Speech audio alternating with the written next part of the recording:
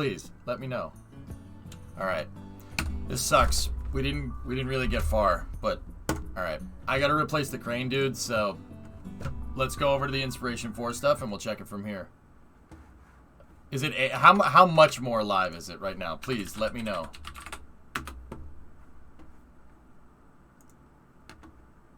Here.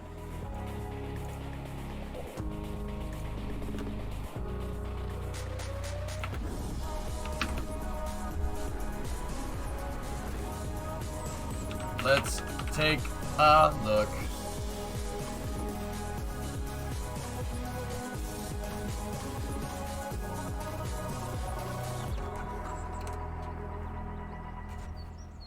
Good afternoon and welcome to SpaceX's splashdown coverage of the world's first all-civilian astronaut mission to orbit. My name is Andy Tran, a quality engineer at SpaceX. And I'm Jesse Anderson, a production and engineering manager here at SpaceX headquarters in Hawthorne, California. Today, we are awaiting the return of our 4 incredible civilian astronauts, Jared Isaacman, Dr. Cyan Proctor, Haley Arsenault, and Chris Tombroski. These 4 astronauts are wrapping up the 3rd and final day on orbit in preparation for splashdown in the Atlantic Ocean off the coast of Florida at approximately 4:06 p.m. Pacific time in just about an hour from now. The crew's return to Earth officially began yesterday around 3:19 Pacific time when they initiated their first downhill phase burn, followed by the second downhill phase burn roughly an hour later. Now, each of these events involved short firings of Dragon's Draco thrusters to lower Dragon's altitude in advance of re-entering the Earth. Following these 2 burns, the crew finished out a day of medical research, calls with family, and then turned in for their last night of sleep on Dragon around 2:30 a.m. Pacific time. Now, just before 1 p.m. Pacific time today, the Inspiration4 crew donned their spacesuits and made their final cabin preparations before they begin the last series of operations prior to splashdown. Yeah, we have a lot of events coming up today, so let's walk through the dynamic activities ahead of us this afternoon. Coming up in a few minutes at 3:09 p.m. Pacific time, we have claw separation. Dragon has to move into the proper attitude or angle in order to separate the trunk so that they don't deorbit together. The claw connects the trunk to the capsule. It also delivers power, telemetry, and fluids. So claw separation is the first step in separating that trunk. Trunk separation is next. That happens around 3:12 p.m. Pacific time. Once the trunk is separated, Dragon is running entirely on battery power. So if you're looking at the animation on your screen right now, the trunk is the bottom half of the section of the Dragon vehicle, the cylindrical portion. That will detach and leave just the capsule returning back to Earth.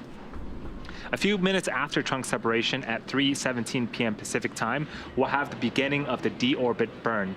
This is the last time that we'll use the forward bulkhead thrusters, and after that, we'll close the nose cone and lock it in preparation for re-entry. That deorbit burn is expected to last for about 15 minutes, and that is what will line up Dragon for re-entry into CP, Earth's something like atmosphere. that, dude. As the cabin continues to increase in in temperature a little bit, there's nitrox that is used to cool the cabin and the suits to keep the crew nice and comfortable. The orbit sequence start in 5 minutes. You are now live.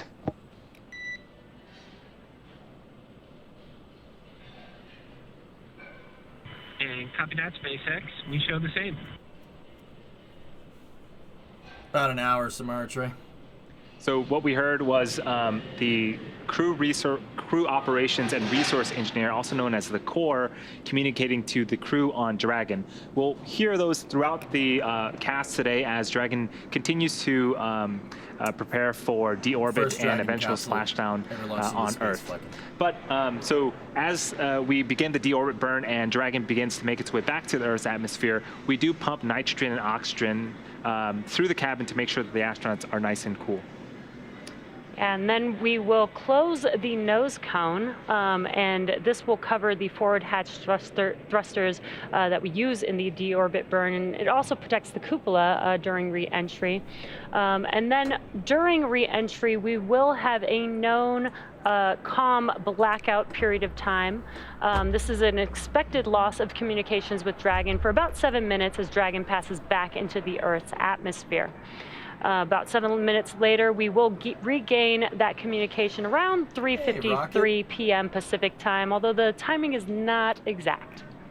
A few minutes after we get communications back, we're going to start to deploy the our raid, man. parachutes. First up, Why we aren't you have covering the it? drogue parachutes. And on screen now is test footage of the drogue chutes and the main chutes, testing the parachute system, make sure that everything is good. all right. And we've these have gone have through numerous amounts of tests to make sure that they are safe for flight.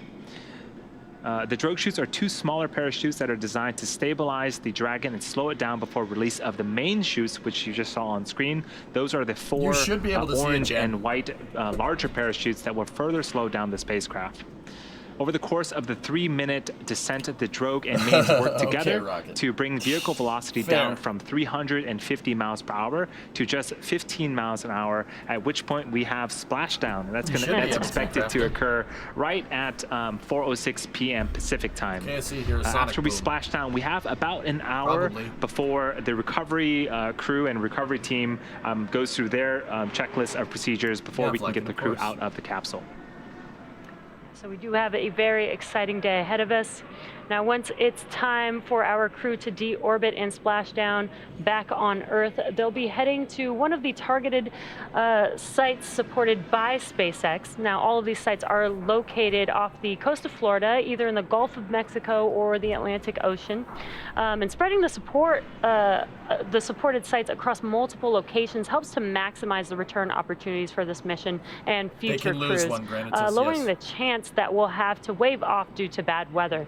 Now, since Dragon is capable of splashdown on either That's why side there's of the two Florida drones. Panhandle, we have two identical and fully equipped recovery vessels ready to support, one in the 5 Gulf of minutes, Mexico Giesen. and the other in the There's an Atlantic onboard Ocean. view. And it looks like we also got a live view onboard Dragon with our INSPIRATION4 crew. Yes, this is the over-the-shoulder view. On the left-hand side, that is the mission commander, Jared Isaacman, and to his right is the mission pilot, Dr. Cyan Proctor. So what they're interacting with are some LCD screens There we go. on Dragon that gives them a ton of information about the vehicle, about the mission profile, and they'll be tracking the Dragon vehicle all the way down to splashdown today. So basically, now what they've done is we're a little bit a ways into the re-entry procedures. The crew has already put on their suits. They basically put the suits back on and basically put the capsule in a configuration, minus a couple of things, obviously like the food that they ate, right? Is Chris watching Spaceballs? He's watching Spaceballs!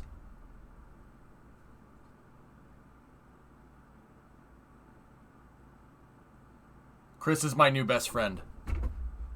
Chris is my new best friend. That's attached. He's my new best friend. Holy sh...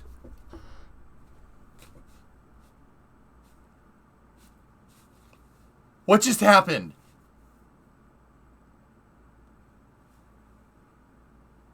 Somebody's watching... Someone is watching Spaceballs in space right now. The INSPIRATION4 crew. So in the lead up today, SpaceX selected primary and alternate splashdown locations off the coast of Florida. The selection process works with a lot Dragon, deorbit sequence start. And copy that, SpaceX. We show same. Cool, so we got the call from the core that the deorbit sequence is starting. Again, we're going to be starting off with the separation. Rewatch, what did the host Which say? provides them with a ton. Alright. That is great. They're just relaxing, very nice and comfortable inside Dragon. Yeah, it looks like they're you know, entertaining themselves on their flight back home, essentially. Yeah, so that tablet that's attached to Chris Tombroski's thigh also provides them with a ton of checklists throughout their duration of the mission. It also provides them with some entertainment as well, which As we can Chris see. is enjoying. And I would be can't say remiss the to name. mention that Haley, who we got a brief can't say the shot name. of, she was sitting on the far right-hand side next to the window of Dragon. Haley Arsenault is the medical officer, and that will round out the INSPIRATION4 crew. So in the lead up today, SpaceX selected primary and alternate splashdown locations. Landing site, and it looked like the waters were pretty calm, so that's pretty great. Today, our primary landing site will get the crew back home with a splashdown at about 4:06 p.m. Pacific time today. And for return, we'll be looking at a number of weather items. Some of the obvious ones that we do take into account is that there's no rain or chance of lightning in the recovery zone, both for the safety of the crew inside the capsule, but also the recovery teams on the water. We're also looking for wind speeds less than 15 feet per second or about 10 miles per hour, relatively calm seas so that we can safely execute recovery operations, which includes landing a helicopter on the recovery ship to fly Jared, Haley, Cyan, and Chris back to Florida. Yeah, if you've been following along since Wednesday, we had mentioned that for this particular mission, weather was of particular importance. The INSPIRATION4 crew did not go for an extended duration to the International Space Station. They were orbiting the Earth for the duration of their mission, so we had to make sure that weather was good on ascent, at liftoff, and also for splashdown today.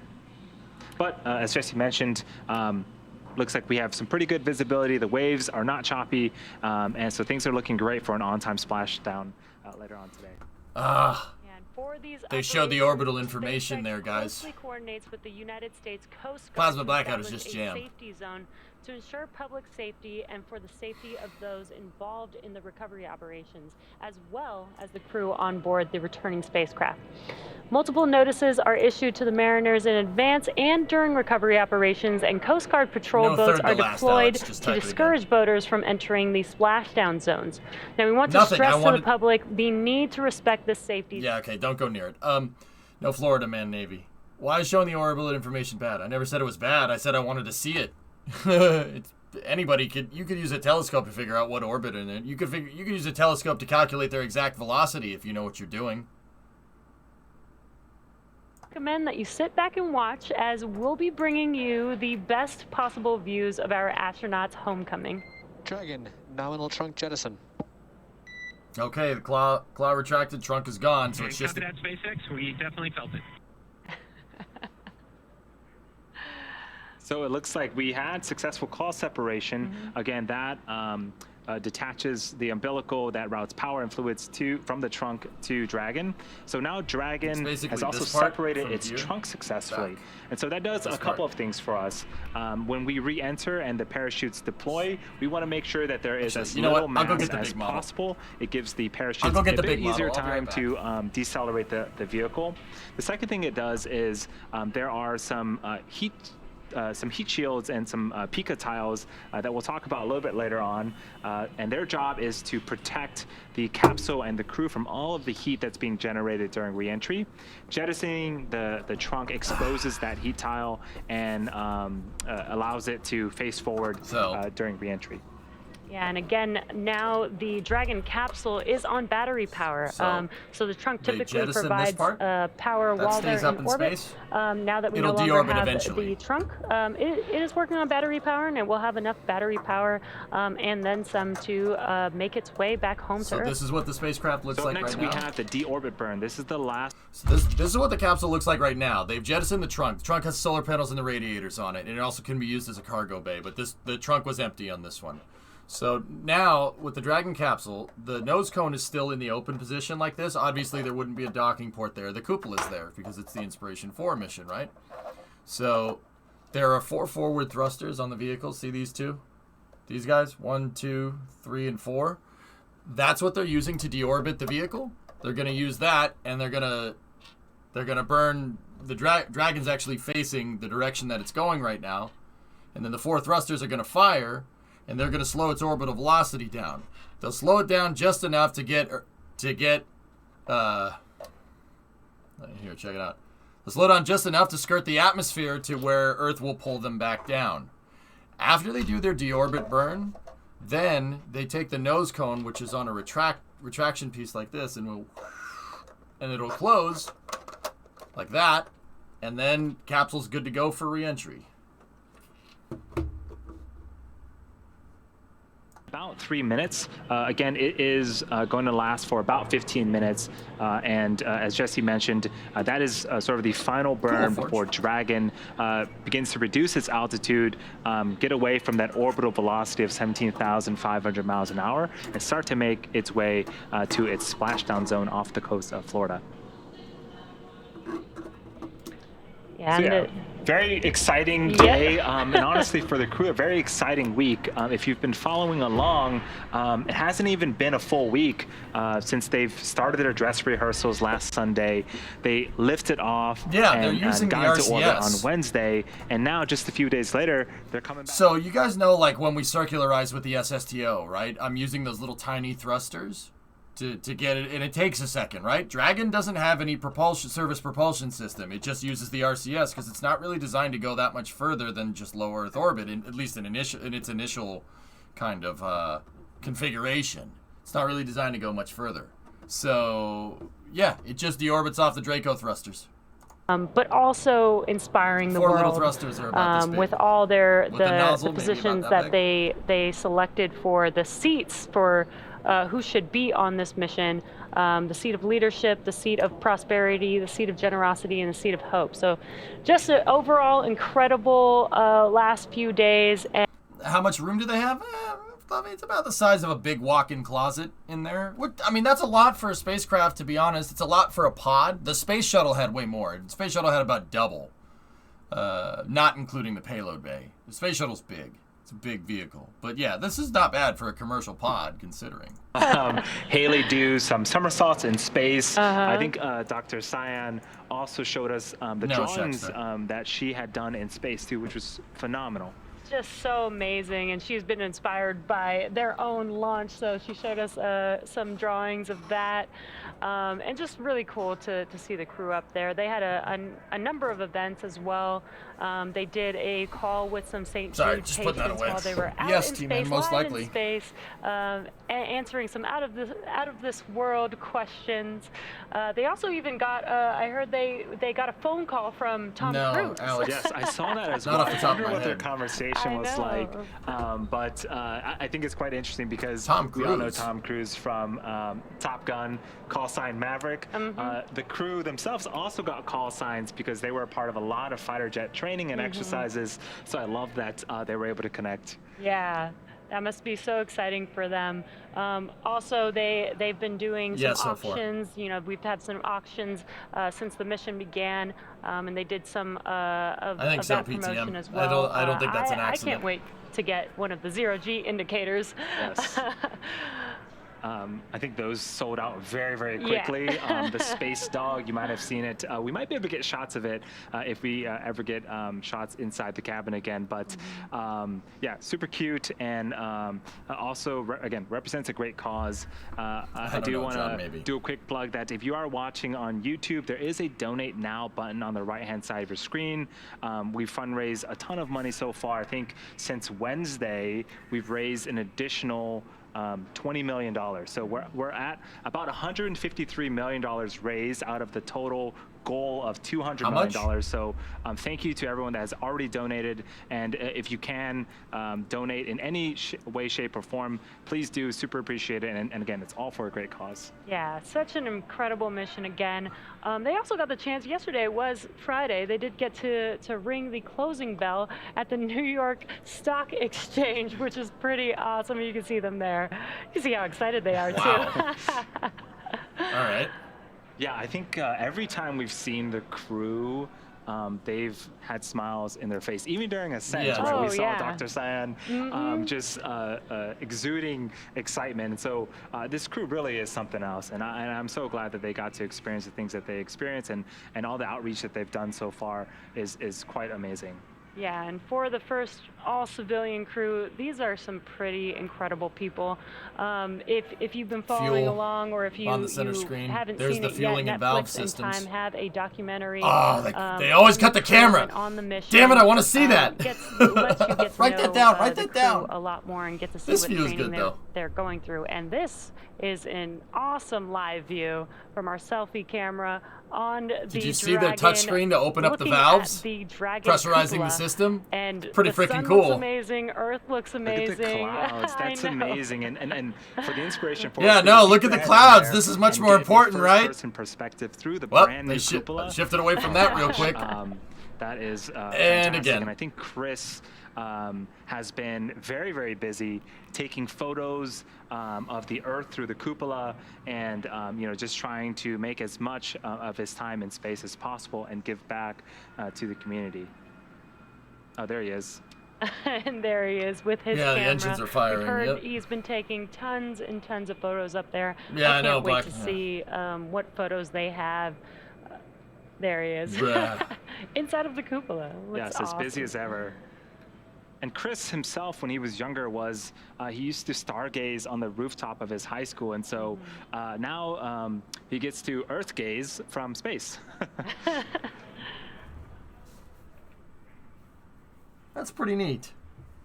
So we are getting confirmation that the deorbit burn has already begun. We're well into it. Again, it's going to last for about 15 minutes and end approximately at 3:32 Oh, there's the valve PM system Pacific going again. time. Yeah, and again, in the last 10 minutes or so, we've had a number of events during this deorbit Okay. sequence. All right. We Hold on. See, so check this out. They're modulating the thrusters. See that? See how like they're clicking on and off? The deorbit burn isn't just with the thrusters. They modulate them for heating. See them turning on and off?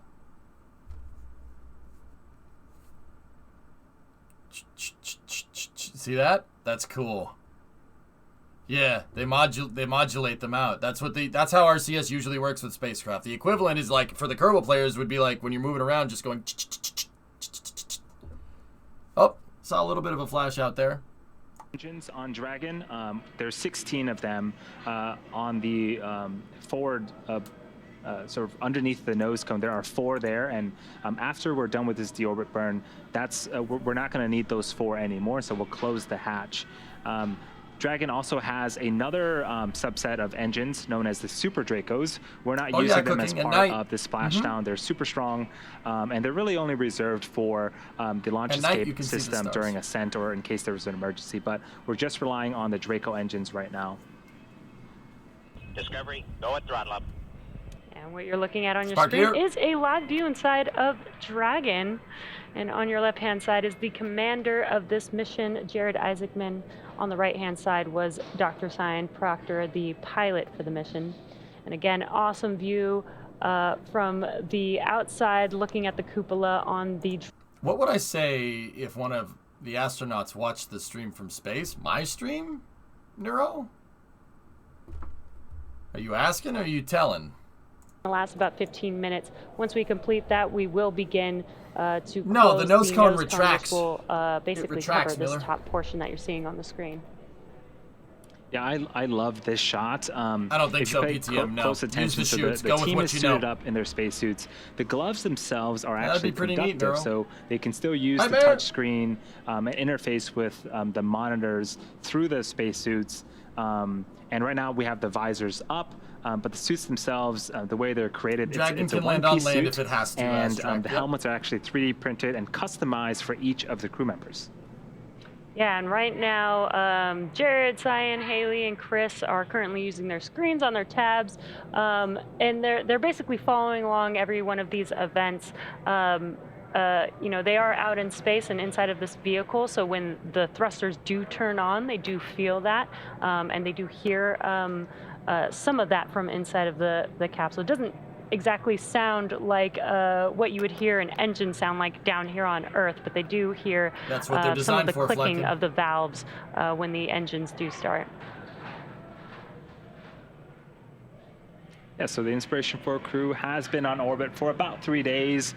We're expecting them to splash down in about 40 minutes, actually. And so, especially after we finish the deorbit burn, things are really going to start to move. We'll close the nose cone, and then we're going to start, the Dragon capsule is going to re-enter the Earth's atmosphere. We're going to go through that. So check it out. If you look at Jared, up on Jared's MFD, and then so next time you look on the top right-hand corner of Jared's multifunction display, and you'll see that there's 4 dots that are kind of pulsing. That's the thruster firing indicator. And then on Cyan's screen on the right side, you can see the valves the valves and the fuel line system. So there's sensors all over the fuel line. So there's tank pressure, there's pre-valve open it, or because it's a pressurized system. There's valves, not pre-valves. There's just valves. And then, yep, see over there. See these yellows? I'm pretty sure those are valves. That's your fuel tanks right there, and then that shows pressure in the lines right there. See how they're modulating the thrusters? It's going the RCS is like because with the Draco thrusters, there's no way for I mean, it's a rocket engine, guys. The thrusters on this thing are little tiny rocket engines. They generate heat just like any other rocket engine, but in order to not melt the dang nozzle, they'll keep pulsing the thrusters. You can kind of see them when they modulate them over here. If you look, there's some weird, see it up there? It's hard to see from this camera for whatever reason, but the thruster holes are like right there. They're right there, right there, right there, and right there. There's two on either side from where this camera is. Yeah, DJ, that's right. So there's your valve and thruster system right there. These in the center about there 10 minutes into are the the burn, forward meaning thrusters. there's about 5 minutes left of that deorbit burn, modulating and right them. now you are looking Top at a left, live bottom view right. inside of the Top Dragon right, bottom capsule left. of the crew, watching and checking things on their display panels there. Again, they are following along with all of the events so that they are aware of every expected event that is supposed to I happen. can't see what all that says. And again, a awesome live view from the outside of our Dragon capsule on the forward end, looking see at something down our there? You can Currently amazing. 120 kilometers. Dragon is committed. Okay. We just heard some comms that Dragon is committed. What that means is that they are committed to return back to Earth. Yes, they are. They are coming back, which is super exciting. Might be able to see it here in a second. What the mission controllers just reported is that their perigee is below 120 kilometers, guys. That's enough for a decaying orbit to come back. Current velocity is 7.62 kilometers a second. Nice number. That could be a 4, though. I can't tell. They are T-minus 39 minutes and 40 seconds away from touchdown, approximately. You have apogee. I can't see the rest of it. Let me back it up for a second. So that's orbital velocity. Inclination 51.62 degrees inclined.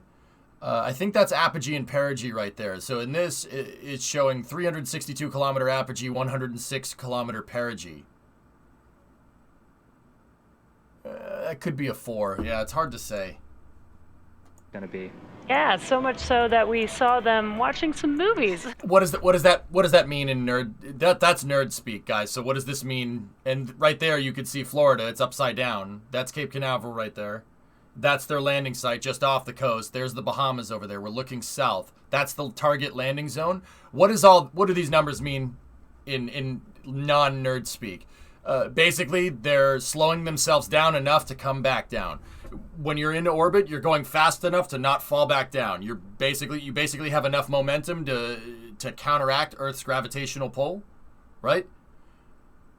What they're doing is basically negating that little amount of momentum that you need between staying up there and falling back down. Once they fall back down, the capsule's going to hit the atmosphere, and when it does, it's going to use atmospheric compression to slow itself down. And a byproduct of that is that it gets really hot. Close enough to the coast. They might even be able to see Dragon. It is 12 a minutes. daytime splashdown, which is super exciting. So yeah, in about 35 minutes, we're expecting Dragon capsule resilience, flying for the second time and returning for the second time, and the Inspiration4 crew members to return back to Earth and splash down into the coast, off the coast of Florida.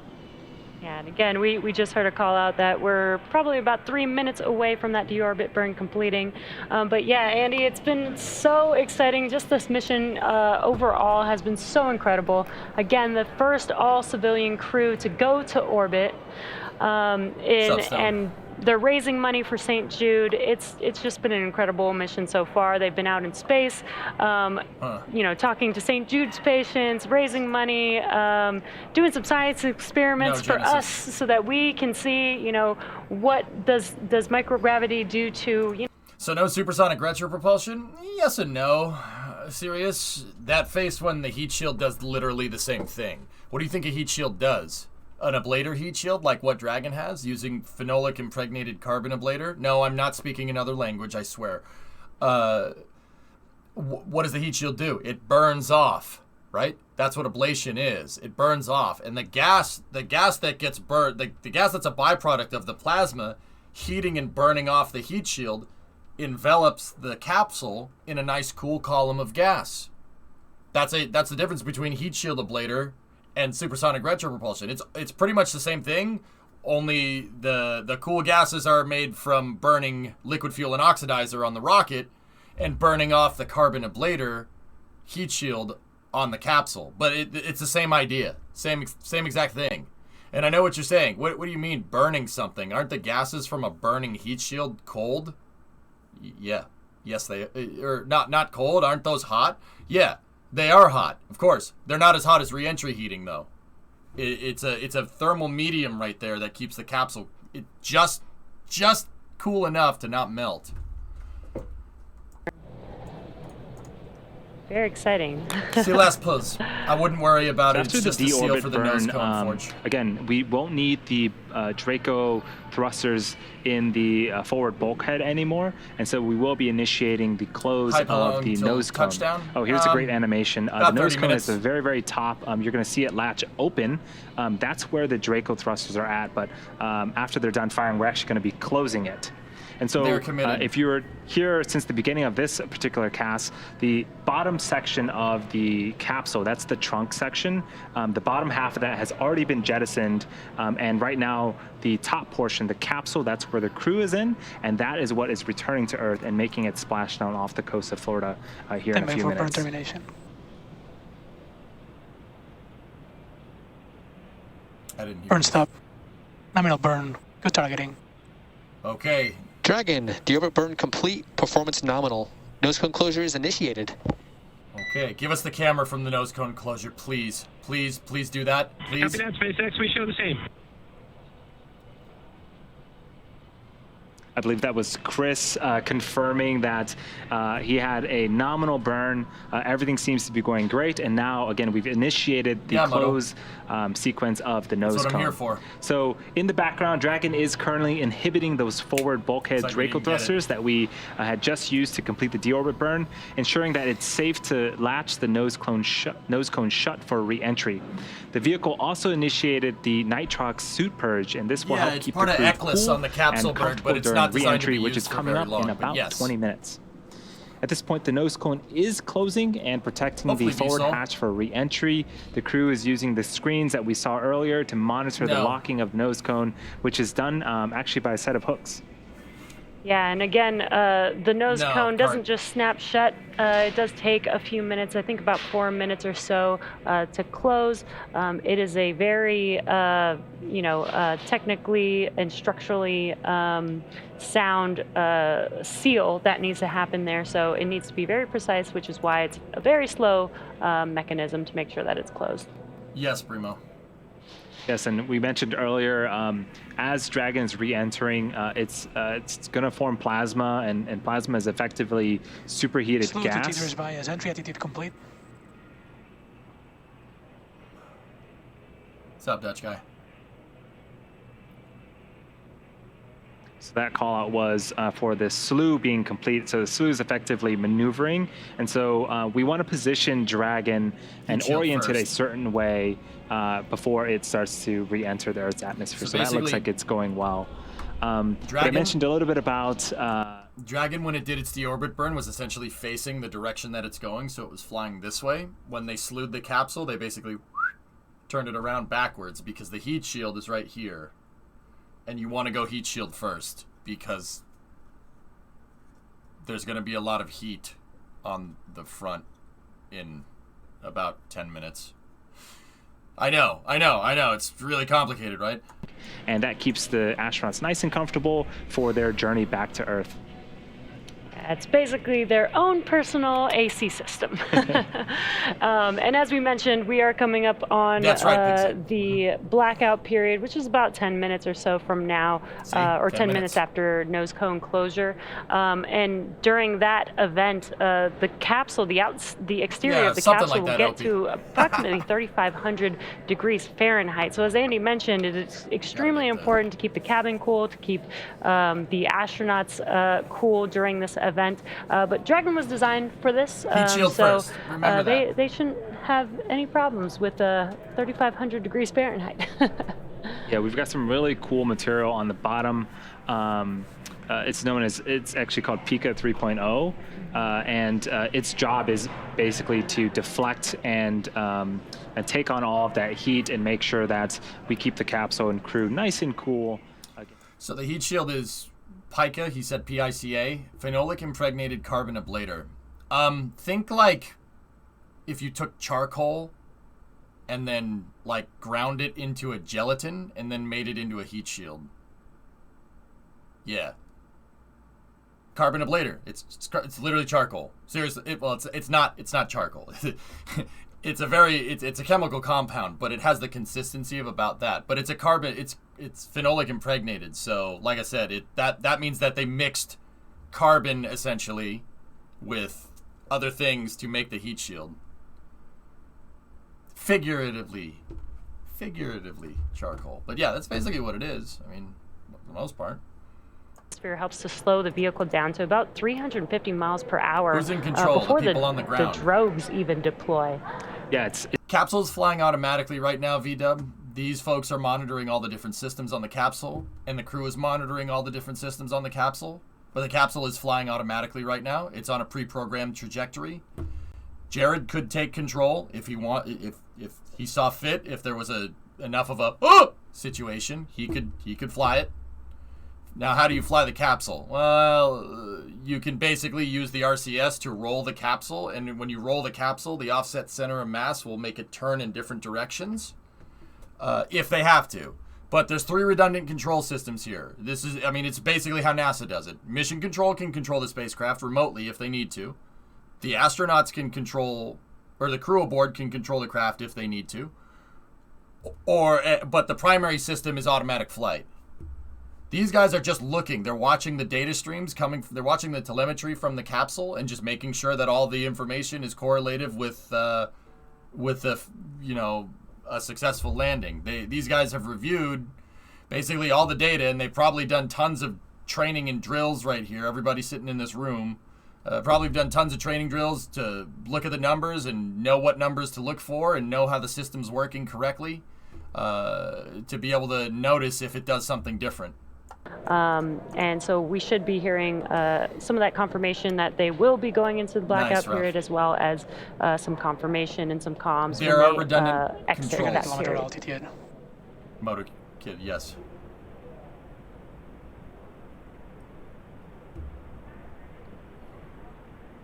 So, V-Dub, another thing to point out is that, see the woman sitting center seat with that guy right there? That's Gwen Shotwell. She's the president of SpaceX. She runs SpaceX day-to-day operations. Elon's the chief engineer. Gwen runs the show. Yeah. She's cool. Thank you. No problem.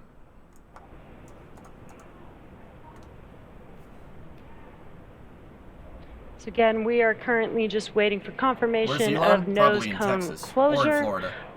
Once we confirm that, the next event after that will be the blackout period that we have. A couple of other cool things in this shot. That Dragon capsule right there is the first Dragon that SpaceX ever sent to space. That one's been to space right there. That was part of the Commercial Orbital Transport Services program. A couple of other cool things. See those 2 cylinders right there? Those are fairing mandrels. Basically, they make fairings on those jigs right there. Another thing to see right here is on this stand right there. There's a Falcon. There's the thrust structure from a Falcon 9 with some Merlin engines installed. That is the bottom, the boom boom business section of the Falcon 9. It's missing the fuel tanks. This is where they do integration for that kind of stuff. There's a thrust structure with nothing on it right there. That's what the bottom of a Falcon 9 looks like. This houses all the engines and all the plumbing to get all the fuel lines to the engines. See, that one has engines installed on it.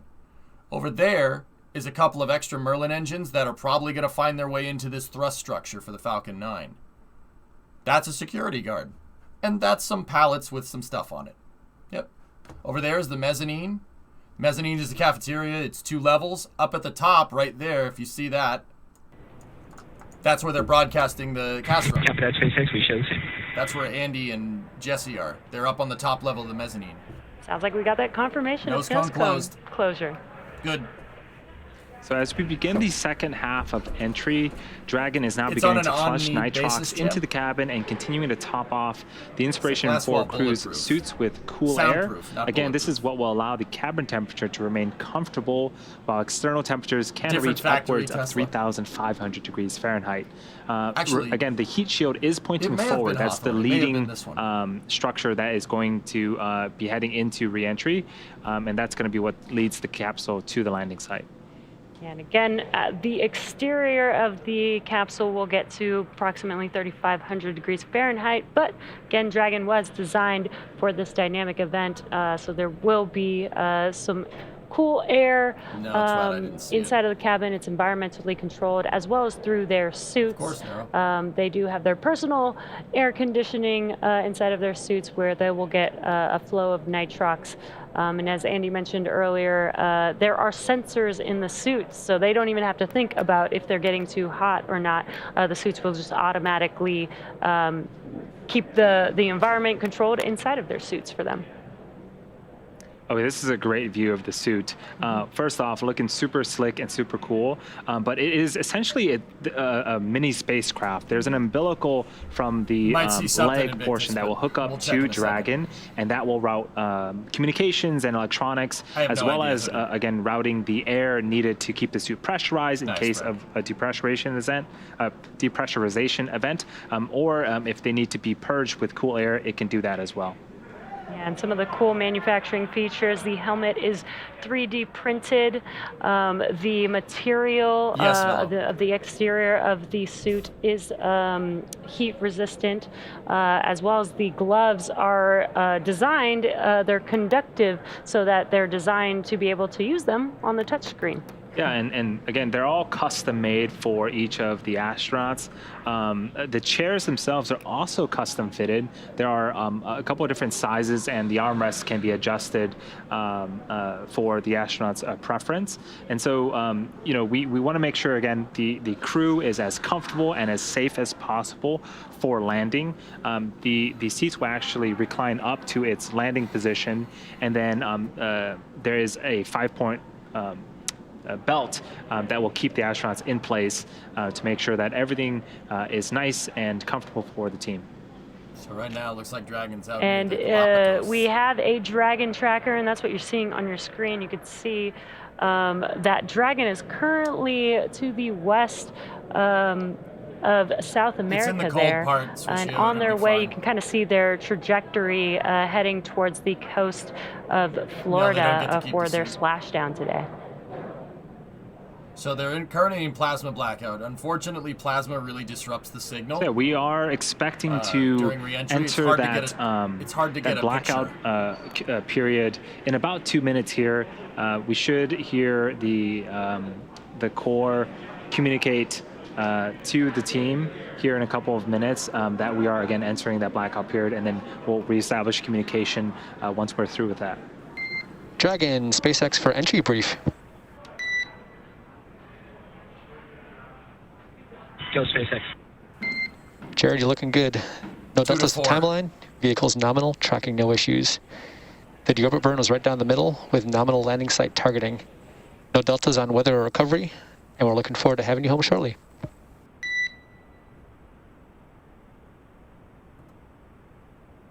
And copy that, SpaceX. Good deorbit burn. Vehicle's healthy. Recovery forces are there. Weather's looking good. See you guys soon. Good reback.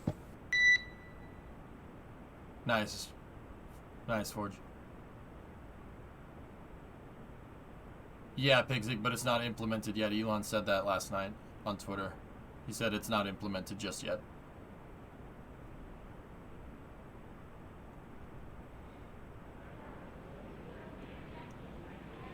So we heard some awesome calls from the core. The Deorbit Burn looked good. Re-entry and weather all look good. So everything you would want to hear for splashdown, we got it. And so things are looking great for splashdown in about 20 minutes here. So super exciting, and things will start to get very, very dynamic, and a lot of events will happen over the next 20 minutes or so. Why is the radio quality so bad in 2021? It's not like they're on a capsule going 17,000 So at this point, we are entering anything. here shortly a communications blackout period, which lasts approximately 7 minutes due to fine. Plasma formation around the spacecraft. That's fine. During It's this okay. time, no vehicle telemetry is radio received can by be bad. mission control or the recovery team, and no external commanding of the vehicle or voice communication is possible. As a reminder, though, Dragon is designed to fly itself and continues to 200 autonomously. kilometer altitude. Okay, we have EI. That's entry interface. So Dragon is designed to fly itself and continues to autonomously use its Draco thrusters to orient itself during re-entry.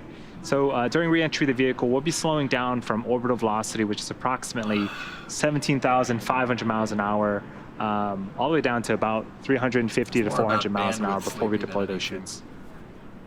And we did hear a call out of 200 kilometers. That is basically telling us that the Dragon capsule is getting closer and closer to Earth. Again, they went all the way out to orbit at about 575 kilometers from Earth. I think the furthest they Echo, went was India. 590 kilometers. But now they're on their way back home, so they're approximately 200 kilometers at this moment. It's probably as good as it can be, Swishio. And again, today we are bringing the crew back home. We've begun several operations during this deorbit sequence, meds, John. but actually deorbit and return home began yesterday. We did have a couple In a phase moment, burns okay. yesterday that brought the vehicle down to approximately. So, okay, all right, guys. This thing's currently pretty much hitting the atmosphere going, I mean, considering they deorbited from about 370 kilometers up, this thing's probably hitting the atmosphere, I don't know, 20,000 miles an hour, something like that. That's 36,000 kilometers an hour. They're going pretty fast. What's going on now is the capsule is hitting the atmosphere, and it's taking the air and it's compressing the air up against the front of the vehicle, just like you compress air inside of a balloon, it expands, right? Same kind of concept. Or if you have an air freshener can, it's compressed inside of there. Same exact thing, but since the capsule is going so fast, the air can't move out of the way fast enough. So the air molecules get closer and closer to each other, right? When they get closer and closer to each other, they bump up against each other. And when they bump up against each other, and when they bump up against the heat shield, that generates a ton of heat. It eventually generates so much heat that the air molecules that the capsule is hitting literally get ripped apart. They ionize, they rip apart, and that resulting energy release from the air molecules literally getting ripped to shreds makes plasma. It makes the fourth state of matter, which is plasma. And that plasma kind of just sits there, right? And it envelops the capsule, but the heat shield is burning. It also burns the heat shield off, right? And when it burns the heat shield off, the capsule gets enveloped in a cool column of gas that keeps it from melting, right? But that plasma is kind of flowing over the vehicle and around it right now. Oh. Waiting a little bit longer, but we'll do it right now. And it's hard to get radio communications with it.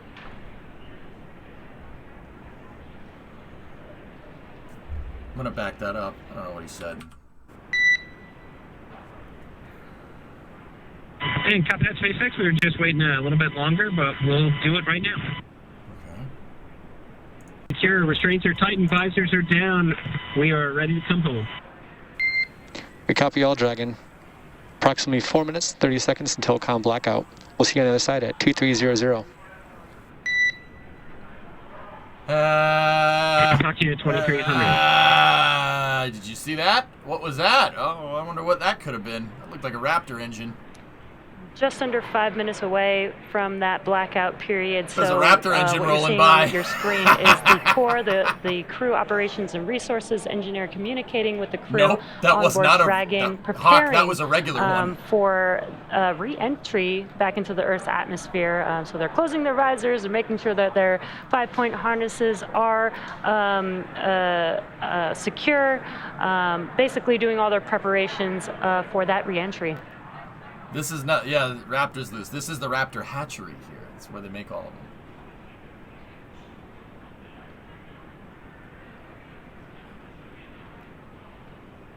RVAC is massive. They wouldn't be pushing it And across again, the if floor. you're just now joining us, you are tuned Kill into switch. the Inspiration4 mission. This is the first all-civilian crew out to orbit, and now they've been out there for about 3 days and now making their way back. And the crew on board is Jared Isaacman, who's the commander for the mission. He is the 38-year-old CEO of Ship4 Payments. He has been a fighter pilot for many years. He's flown in over 100 air shows, and always does a fundraiser or a charity event with every one of his air shows, and he's doing the same thing with this mission, which is pretty incredible. Up next, we have About Haley halfway through Arsenault. She's 29 years old, 10-minute and she is blackout period actually the fast. youngest American to fly in space ever. Driving She's is also an the introvert too, first. slowing away from its teeter's bias attitude. Continuing to get great calls. Haley is also the first in space with a prosthetic.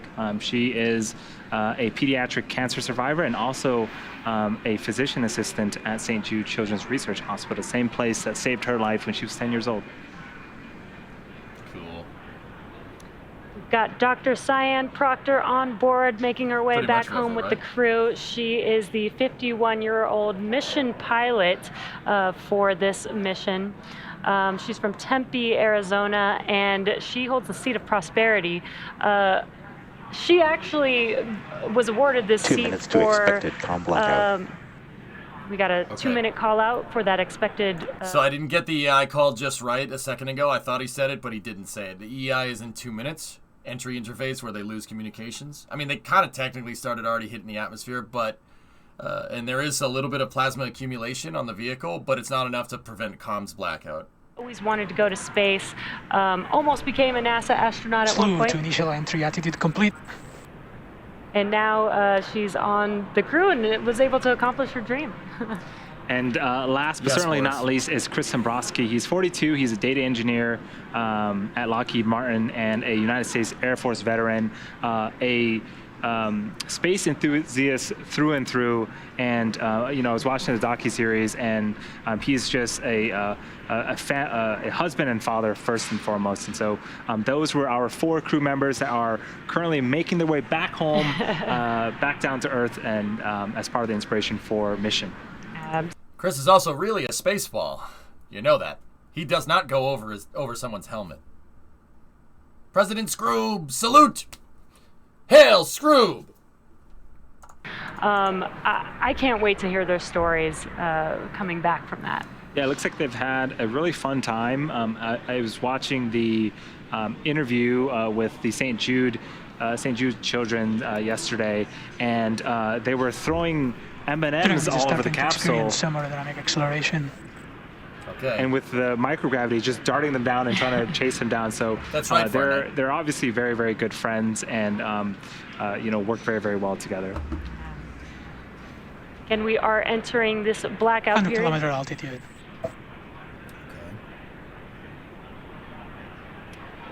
We are entering this blackout period that we have mentioned. Again, it is an expected period of time where the vehicle is re-entering back into the Earth's atmosphere. That generates a lot of heat, about up to 3,500 degrees Fahrenheit, which causes a plasma layer to form around the vehicle. 1,600 So we do lose comms with the crew. They've already done their pre-blackout period operations, making sure that their visors are closed, they're strapped in, and they're ready to re-enter back into the Earth's atmosphere. And so we do expect to regain comms about 7 minutes after they've entered the blackout period. Velo, about 17,000, probably about 16,000 miles an hour right now. It's starting to So slow the view down. on your left is You'll Mission really start Control to in see it slow down Hawthorne, here in a SpaceX's second. headquarters. You can see that we've got some folks gathering. Got it, folks. They're also very excited for Inspiration4 to return back to Earth. And so, yeah, we're all waiting. We're actually about 20, 25 minutes away from splashdown off the coast of Florida. Again, Dragon, even throughout this blackout period, it can pilot itself essentially. So, again, the crew just needs to make sure that they're strapped in and enjoy the flight, because Dragon will take them to where they need to be. Yeah, exactly. And as we mentioned earlier, they don't really have to do anything aside from follow along with each event that is happening. So we did catch them earlier watching some movies on their flight back home. But yeah, they really don't need to do much, as Dragon is autonomous. Yes. Not for So us, after Joe, we man. splash down, for those that are maybe watching for the first time or wondering, well, how does Dragon get out of the water? So Dragon itself is designed to be Terminating entry. waterproof. I didn't hear what he said. 80-kilometer altitude. Loss.com. Start of blackout period. All right, we have lost signal on the vehicle as So expected. we just heard the Anticipated call-outs. acquisition of signal in 4 minutes and 35 seconds. Okay, so they lost the telemetry on the Just vehicle. heard the call out that Dragon is But about that's 80 normal. kilometers in Supposed to altitude. happen. We're entering Should get a that signal here in communications about 4 blackout to 5 period now, minutes. and we just got an update that it's expected to last about 4.5 minutes. This is So what- again, we'll reestablish communications with the crew after this blackout period, but we are entering the atmosphere at Right a on. very, very, very high velocity. It's when they're and pulling when the we most Gs. start to get a lot of friction from the atmosphere and the space capsule, we start to form that plasma, and plasma tends to interfere with communication. So it's a temporary communications blackout, and again, we're gonna be able to reconnect with them in about 4 minutes here. And during this time, no vehicle telemetry is received by Mission Control or the recovery team. There's no external commanding of the vehicle or voice communication. That is not possible at this time. So as a reminder, Dragon is designed to fly itself and continues to fly autonomously using Draco thrusters to orient itself during this re-entry.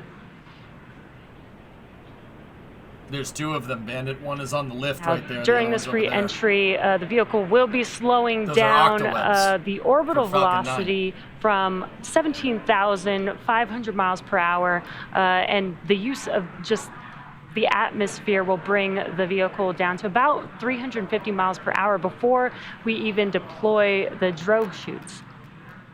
Yeah, hope a few so, minutes Fish. after we get communications again, we are expecting to deploy the sets of parachutes. We have 2 sets. The first, again, are drogue chutes. There's 2 of them. Their job is to slow the vehicle down from about 350 miles an hour to about 120 miles an hour, and those deploy at around 18,000 feet. Shortly after that, we'll deploy our main parachutes. There's 4 of them. Those are larger, circular, orange and white chutes, and their job is to slow the vehicle down from 120 miles an hour to about 15 miles an hour, and then we'll make splashdown. So Dragon is currently over the Yucatan Peninsula in Mexico right now, or at least it should be.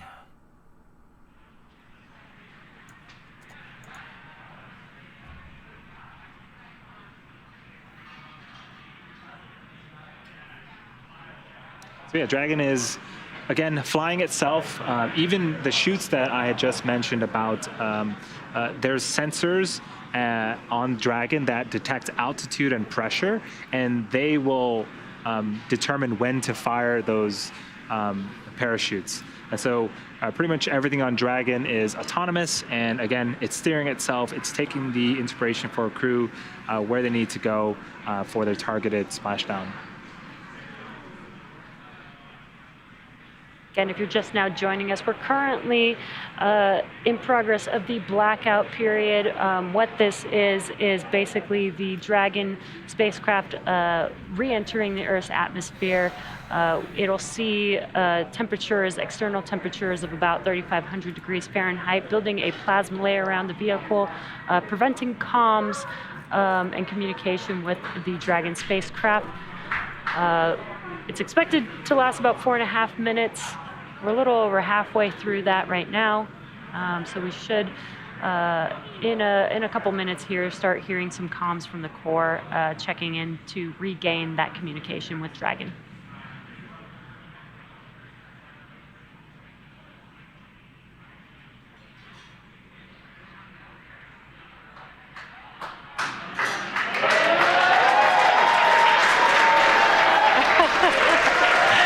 Oh man, look at that! Seeing is a view from our thermal camera. Seeing Dragon coming back down to Earth right there. Yeah, this is amazing. This is the first shot of the Dragon capsule coming back as part of the Inspiration4 mission. The crowd here is super excited seeing that for the first time as well. Okay, should get a telemetry reacquisition. So yeah, a couple minutes left of the Hey, blackout there's period, another airplane. and we should be getting comms Who was reestablished that? with the crew here shortly. So that was a photo from the WB-57, guys. NASA's WB-57 Canberra.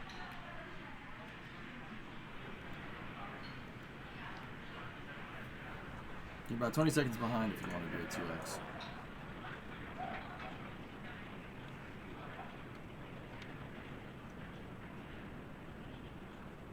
What you're seeing on your screen right now is on the left-hand side. That is Mission Control Hotline. Dragon, GPS converged. Expect nominal altitude for drogues to deploy. Okay. Copy that, SpaceX. We show the same. Good. They have a telemetry reacquisition there. Crew's talking. Made it through. And those comms confirm that we have regained comms with Dragon, and they're getting ready for made it through. drogue deploy here shortly. Yeah, I love these tracking shots. Again, that is Dragon in the That's center good. of your screen. We've got visuals of it, and we're expecting drogue chutes to deploy, and then the main chutes shortly after that here in a couple of minutes.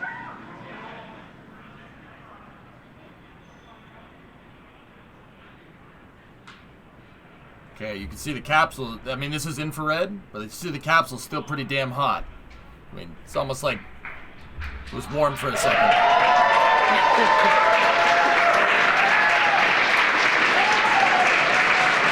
Again, a lot of excitement for Inspiration4 crew's return. Waiting on drogue chute deploy. That happens at about 18,000 feet. Dragon, brace for drogue window. Okay. Just put it in the water Copy to that, cool it SpaceX. We're down. bracing. Okay.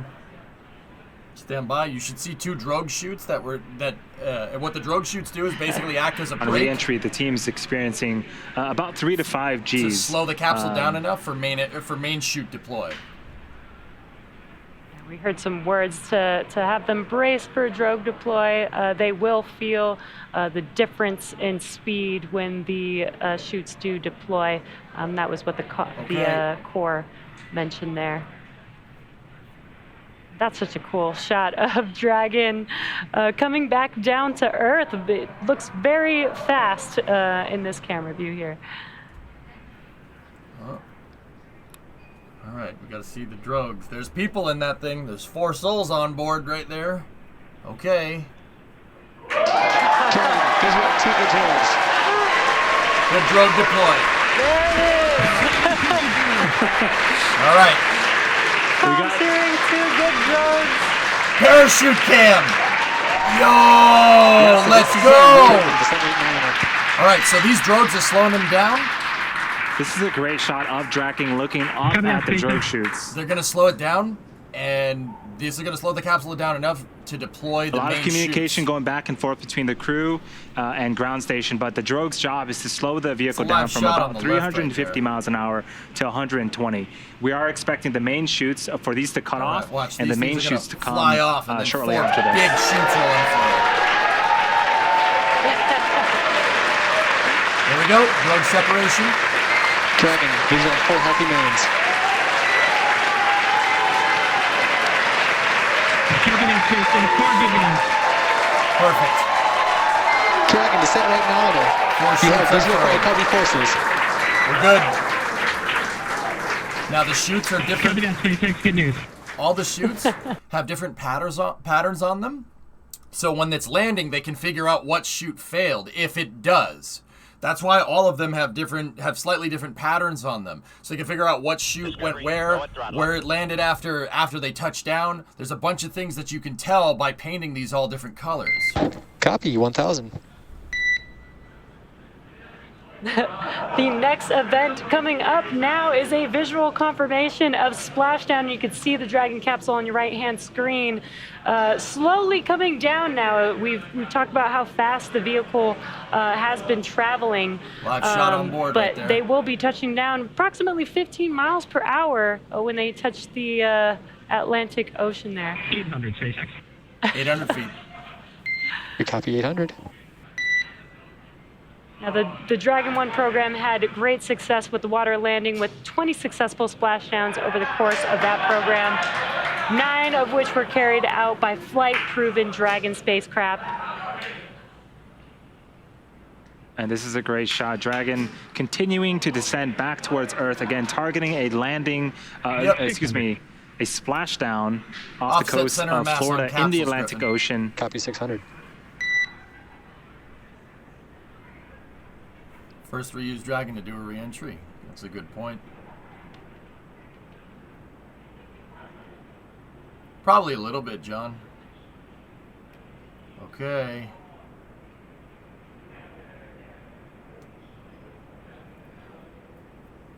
$400. 400 feet. Copy 400. So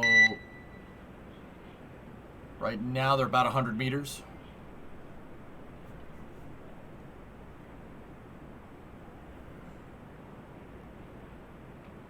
It's nice. Very good. All of Florida heard the sonic boom. Cool. 200, we're bracing. 200. We copy 200.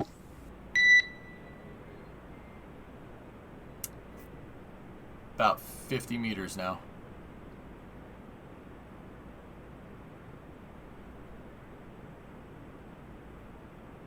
Capsule looking a little burnt right there. But otherwise good. Yeah, everything seems to be good, Reaper. I'm just not going to celebrate until that thing hits the water and is in one piece. 50, 40, 30, 20, 10. SpaceX splashdown and major race. Copy Cobra. Copy Stingray. Pretty cool.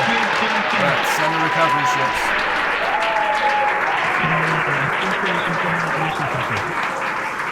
Wow. INSPIRATION4, on behalf of SpaceX, welcome home to planet Earth. Your mission has shown the world that space is for all of us and that everyday people can make extraordinary impacts in the world around them. Thank you for sharing your leadership, hope, generosity, and prosperity. And congratulations on your incredible journey.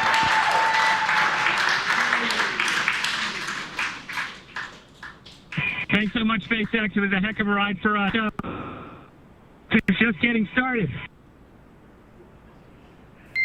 Copy, just getting started. So, Jared, when you going to the moon, buddy? Oh, all right. There you go. So welcome back, INSPIRATION4. The Dragon Resilience capsule has returned. The crew has returned. What a phenomenal, phenomenal visual that we got. And I love that Jared said, we're just getting started. Right. This is the beginning of their journey, of the next steps to the new era in human space flight. And just, you know, Cool. what an incredible mission. What an amazing view watching them touch down and splash down into the Atlantic Ocean. You could hear the crowd here. Maybe. So excited to welcome the crew back home. Yes. So we do have a couple of events that need to happen first before we can start to get the crew out of the capsule. So you can see some boats headed towards Dragon.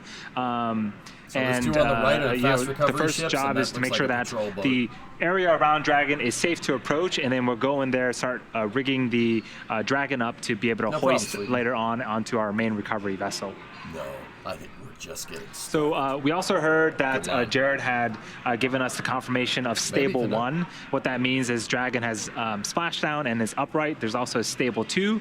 Dragon can actually be upside down or sideways. It is waterproof and has systems where it can pump seawater into some bladders to help keep it upright. So again, stable 1 is the best possible scenario that we can achieve, and that's what we see on screen right now. Hey, Badger. Yeah, and just something to note, there are going to be a few operations that happen before the crew can get out of the capsule, so they will be strapped into their seats, remain strapped into their seats throughout these operations until basically until hatch open. Guys, I'm going to watch this until they get the capsule back up on the ship. Vessel. Yeah, I'm watching this for a while. So we do have some events coming up next. The fast boats will be approaching the Dragon capsule.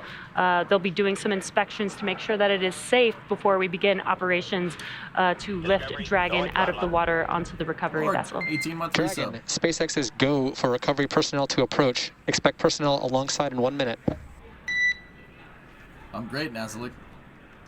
And copy that, SpaceX. We're looking forward to seeing you. And Dragon, with that, we request to come aboard via display cam. And say again, SpaceX. Requesting permission to come aboard via display cam.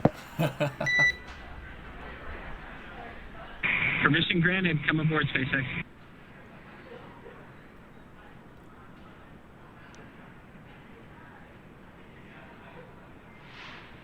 No, they'll get him back. They'll get him back, W. That's what that other boat's going to do. He's going to pick the chutes up. All right, so the spacecraft, the Dragon capsule just came back. That's the second time that Dragon capsule's flown into space, and first time crew Dragon capsule has been reused. Now what you're seeing on your screen is the recovery team approaching Dragon. Again, they will be starting to do some inspections. They'll do some ordnance and hypergol checks just to make sure that the vehicle is safe before. So what they're talking about with hypergolic checks there is that the thruster mechanism is a special chemical compound that's designed to stay stable for long periods of time on orbit. It's called monomethylhydrazine for the liquid fuel and nitrogen tetroxide for the oxidizer. MMH and NTO. MMH and NTO are extremely good spacecraft propellants because a lot of the time when you're going to different places up on orbit, or when you're sending people into space, they're going to be on a spacecraft that's going to be up there for a long period of time. You don't want your fuel to chemically decay, you don't want it to boil off, etc., etc. So you use these types of propellants, MMH and NTO, which are called hypergolic propellants. Basically, there are two types of chemicals that when they hit each other, they explode, right? That's what hypergolic means. Now, the thing is that what these boats are doing right now is they're going around and they're sniffing the area.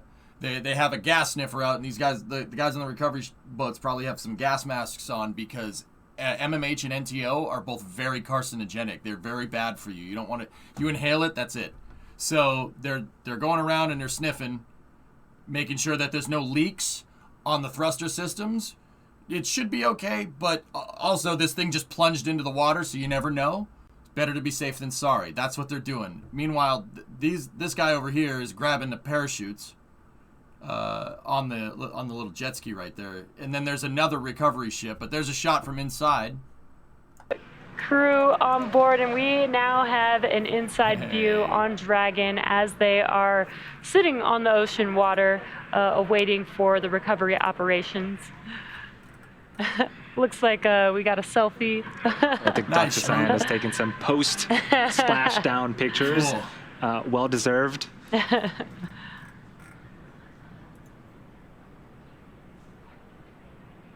Yeah, it's again, this is carcinogenic. standard procedure. We do have some crew climbing on board Dragon. They're performing some inspections, just first, making sure that the vehicle is safe prior to the next Dragon step. SpaceX. Hypergol sweeps and ordnance checks are nominal. Rigging is in progress. Approximately 5 minutes until capsule lift. Stand by for PMC. So they're gonna lift him out of the water with a recovery ship here. The recovery ship is called Go Searcher. It has a huge crane on the back, like an A-frame, that they'll grab the capsule and then they'll pull it up out of the water and lay it Some down on the excitement back from of the the crew ship. on board. And if And then you noticed, the capsule the goes onto a difference in conveyor view, belt that the moves it camera into the actually ship. It's has actually not really moved, cool. but the seats, from what you've seen previously of this view, the astronauts are actually rotated a little bit more forward, and that is for these return operations instead of the reclined back position. So that's why the view looks a little Pretty bit much, Jack different. Tank. That's how you business, man. Jared didn't get this far because On the right-hand side, stupid. we do Smart see dude. the Do you think the SpaceX will rigger ever revisit solid climbing ground up landing? on the Dragon capsule to Yes, attach some with Starship. hardware, so that way Dragon can be lifted and hoisted out of the water using our. Cooking Fat, does Starship landing on an oil rig count as a water landing or as a land landing? Because you tell me. you tell me. Yes. Perform some more checkouts, make sure everything is good before we open up that side hatch. I'm still salty about the missed opportunity to propulsively land the capsule. Why didn't they do that again? Because that's dumb. Yeah, Swishio, that's the answer. That's dumb. You could see And one also, of the okay, techs the real answer climbing is on go with what board you know. crew, SpaceX has is experience using the crew, parachutes. the with Dragon 3 capsule's crews. exterior. Use what you They know do with train spaceflight. Don't for try anything new. this event. Especially on a they first do mission. go through a lot of training to make sure that they are qualified to perform these Now, Lone operations. Star, you will realize that evil will always triumph because good is dumb.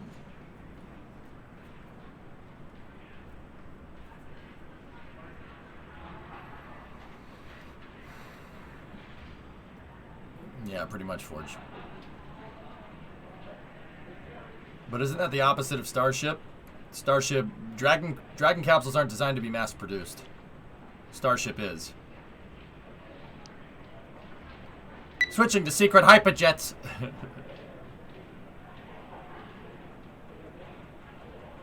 Do you parachute land a plane each Dragon time? SpaceX. AJ? No. With the public. You just need to engineer it to be okay. Smirks.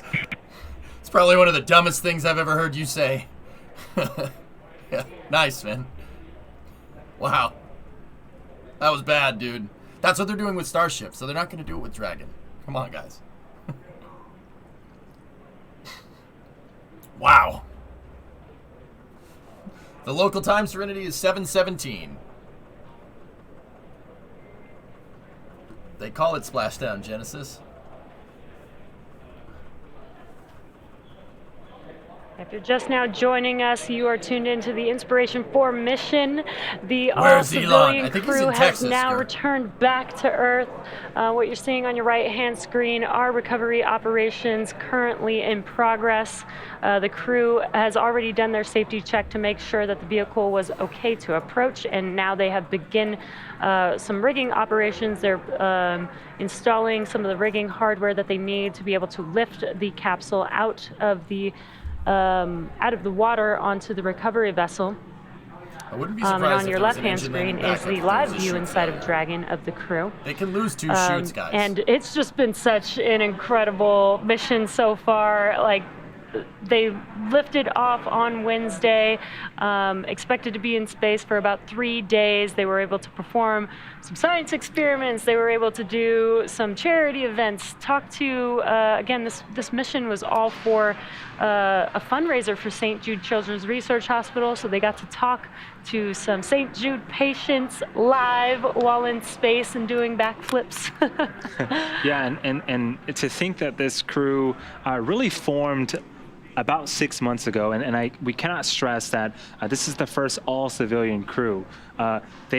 Their day job is not being an astronaut. They were trained in the same simulations and same manuals Everybody's here that watching it 'cause I'd assume they want the same thing Dragon, that I do. previous I'd go. Dragon crew Absolutely. members were trained in, and they got together, threw together this amazing mission again. So that right there is the security detail. Those guys have the boomsticks, and these small boats right here are the fast attack ships. That guy's just climbing up on the Dragon. I always like looking at the shots, and I always just want to mute for a second. This shows the size of the capsule. The Dragon capsule isn't small. It's not a small capsule. It's actually one of the bigger capsules that are flying nowadays. I mean, because there's so many of those. I mean, you see the dude standing on it. It's not a small piece of equipment. It's bigger than you think it is. For the first time in about 3 days. It's very, very exciting. With only 3 days Yeah, up in I Space Force, cannot these wait guys aren't gonna. They're to not hear gonna. the They're not gonna stories feel that too they much. had to tell us. You know, we did get some of those live events, but Sea they were ninjas, out there that's for right. 3 days. That's quite a bit of time being out in microgravity in a spacecraft. So I'm really excited to much, hear Caveman. what their experiences are really like. You know, with the NASA Of course, crew missions, Swishio, both of the we capsules can typically do get both to of those hear, things. you know, Dragon can some land of on land, Starliner can their land in thoughts the of the water. Dragon spacecraft. You Would love designed to it to do hear both. more from, because you know, that would just be really dumb to not do all that. civilian crew this 'Cause time you never around, know, not professional you know? astronauts. Yeah, exactly, Dutch guy. We'll see. So right now, what that And I think person is doing, as we see the sun setting on the right-hand side. right now what this person's doing is they're basically taking off all the parachute rigging. You don't want the parachute rigging getting like twisted up with the like when they go to lift the capsule. So they're taking all the parachute rigging off and basically throwing it into the water to basically prep the capsule to be plucked out of the ocean here. Wednesday during ascent, and on return you can look at the Looks like ocean the nose now, cone and got a it's not choppy. There's shard no right there. waves essentially. It's basically like pool water, and so the Dragon capsule is there. It's floating there now because it's A little not bit bigger, Rocket choppy. Man, not by The much, though. recovery team can get in there, do their jobs without worrying about any other external factors. Yeah, that's extremely important. Safety is number one here at SpaceX, so we always want to make sure that we're keeping these events during an environment that is safe, and, They and shouldn't weather have to, plays Aiden. a Spending very 3 big days up in factor into space is that. not going to do much. And not just for the crew on board Dragon, but the recovery team Yes, there, Brenna. which you've been currently seeing climbing on Dragon, you know, Maybe, installing Dutch the guy. rigging. They're on boats, so it's really important to make sure that the weather conditions are accommodating to these operations. That's correct, Tesla Max. Yeah. Do you feel anything when coming back to Earth that fast? Yeah, so we 3 are to 5 Gs expecting during the descent. team to finish Yeah, you'll feel it. installing all of the only for a second, equipment though. needed to lift Dragon out of the water in a few minutes. And we should see another boat approach the Dragon capsule, and that will be where we essentially hook it up to a crane on the back of the boat, lift it up out of the water and onto the recovery vessel.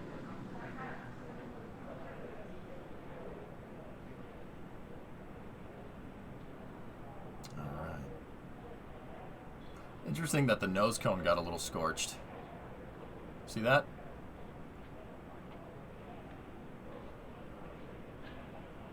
They're not going to open the hatch just yet, Guri.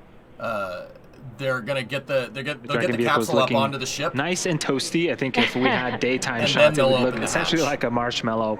Again, when it's re-entering. That's a lesson learned. That's a lesson learned from back in the Mercury days. You don't open the hatch while the capsule's being recovered, because if it, you know, the water can splash around and you can splash water in, and then the capsule sinks. That happened. That happened a couple of times. And so Maybe not a couple times. It happened. It happened once. typically, But yeah, they won't open the hatch. They don't want salt water in here. International Space Station. The crew You don't want salt water in your spacecraft. Salt water does bad things to mechanical because we equipment. weren't going to the International Space Station for this mission, we installed that super cool cupola, and So they're that gonna hatch chill, can stay closed. and they're But gonna- the team they'll will be pull the exiting capsule out of the side water, hatch and then they'll in place a it few down. minutes here. Dude, the recovery ship's actually really cool. The recovery ship has like a giant A-frame on the aft end of the ship, and they'll back the ship up and they'll move the A-frame over the capsule, and then they'll pick the capsule up out of the water and they'll pivot the A-frame, and it'll plop the capsule down onto a little like shuttle, and that shuttle is on a track, and the track goes into the ship. So there's like a little garage on the back of the ship.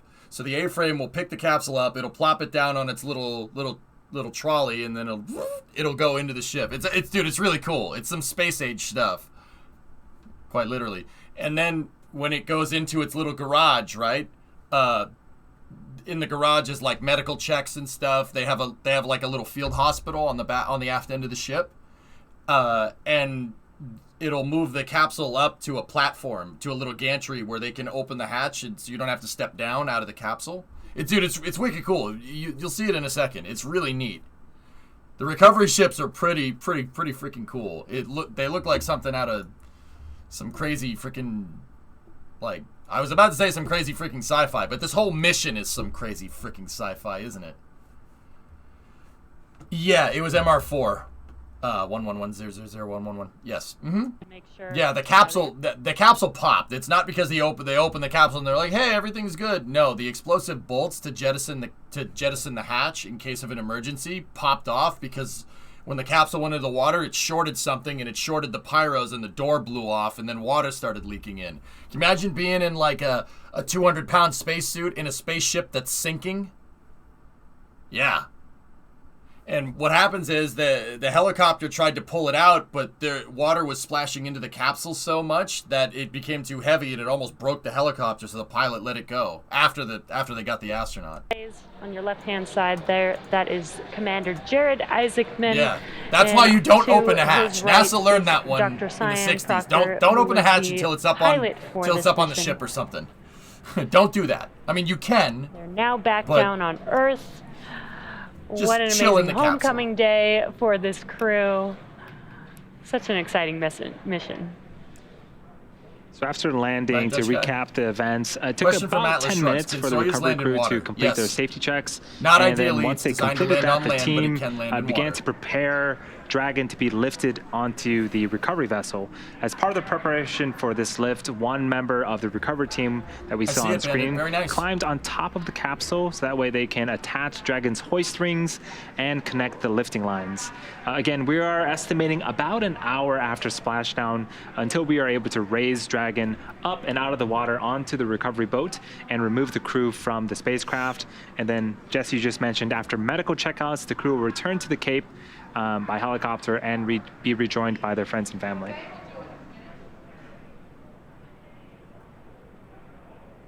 All good until the capsule is on fire because a hypergol tank broke and started leaking inside, implying that the hypergolic system is inside of the pressure vessel, Swishio. Why the hell would you design a spacecraft like that with the fuel tanks inside of a pressurized thing where humans are? Come on, use your brain. Come on, man.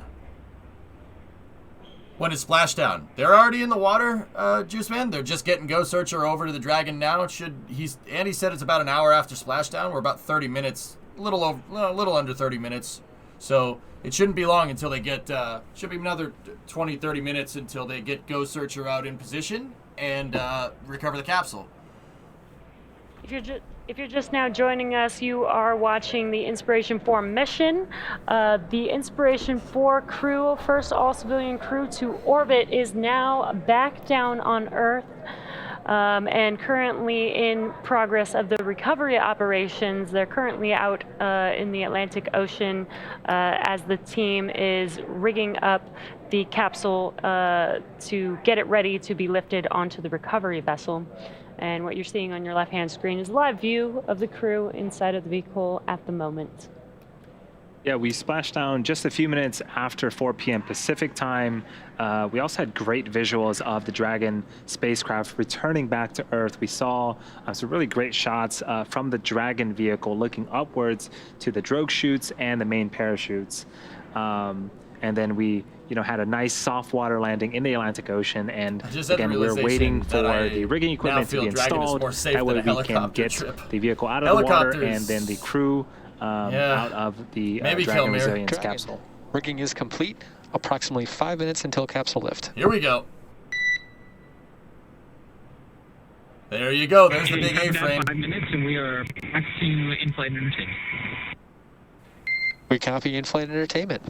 You think those scorch marks near the nose could be from the chutes? Nah, it's just plasma. The crew is having a plasma great flown over the time capsule. with in-flight entertainment. So yeah, it looks like they're all in great spirits. We have a really cool shot on the right-hand side of the screen. That is the back of Ghost Searcher, the main recovery vessel. Dragon is in the background, as well as some other supporting recovery vessel ships as well. Looks like a pineapple ring right here. That's the little truck, Yeah, this is, the little shuttle again, trolley thing pretty that I was telling incredible you guys about. They're gonna bring the capsule to onto this see thing, where we and then are that thing goes today that way. with this mission. And First it, all like, civilian goes crew. into a garage. And, It's actually really neat. Ironically, it's so much like they just went and flew on an airplane as they're watching movies, waiting to, deboard the spacecraft. No, Da Vinci, I haven't just yet. Does pineapple belong on boats? It's one of life's great mysteries, isn't it, Graham? Nice.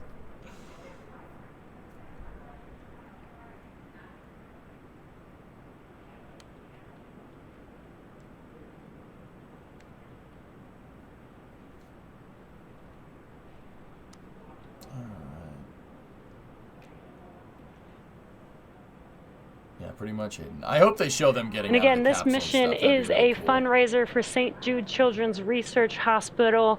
We've got some great news that we've raised up to $157 million so far.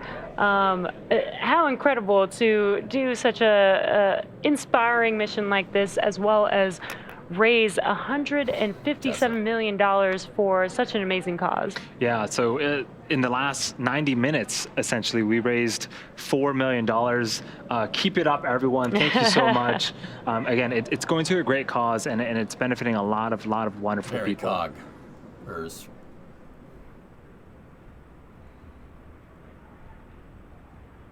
Again, currently in progress are recovery operations. So far, they've already inspected the capsule for safety before installing some rigging hardware. We got some comms that they will be ready for that rigging setup is complete, and they will be lifting the vehicle in a few minutes here. Again, this is Ghost Searcher, and what you're seeing on your right-hand screen at the end of Ghost Searcher is the Dragon Nest. It's basically the nest or stand that Dragon will be lifted onto and set into.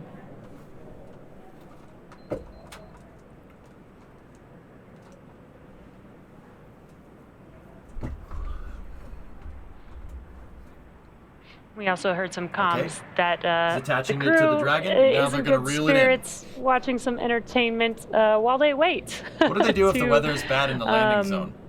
While they Don't wait to land. be lifted onto Ghost Searcher. They have 3 redundant landing sites, STX. One of them is in the Atlantic, this one, and 2 of them are in the Gulf of Mexico. They might wait an extra orbit to get to one landing site over the other, or they could just steer the capsule in. The capsule can steer. If you notice, the capsule's kind of bobbing on its side almost, like it's kind of it's not straight up in the water. That's because the capsule has an offset center of mass, and that's how they steer it. They turn the capsule with RCS, and you can change the angle. You can change the theta of the heat shield relative to prograde velocity, and you can use that to steer left, right, and push your trajectory further back or brake further. So they can steer to different landing sites if they need to. It's just the weather. You want calm waters like this. That's about as calm a waters as you can get for the ocean. As well as return would be well, and not just the weather in the atmosphere, but the water where we are landing. And you can see on your screen that it's very calm. This makes it really a lot easier for the crew to perform the recovery operations. Just great weather all around for this mission.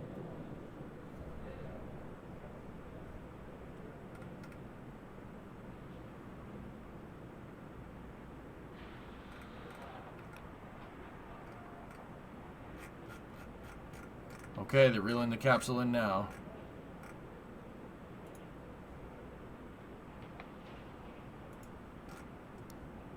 Nice, Phil. Discovery, go and throttle up. Yep, there you go. Grab the other line. You gotta reel in a big fish. So we just saw the crew tossing a 6-ton line fish. To the They'll other take the fishing photo member with of the recovery crew on the Dragon capsule. itself. And so this last bit of distance, we want to make sure that it is nice and controlled for the Dragon vehicle to come on in and okay, there they are, moving the A-frame into position. Make its way up the recovery vessel. Yeah, there you go. For safety purposes, the crew does remain strapped into their seats throughout this entire process, as they are going to be lifted onto the boat.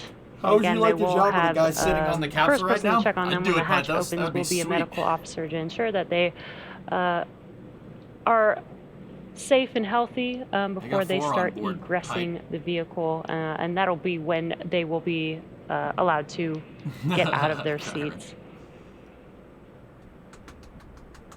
John isn't on the cast today, drummer. It's just Andy and Jesse, which Andy and Jesse are cool.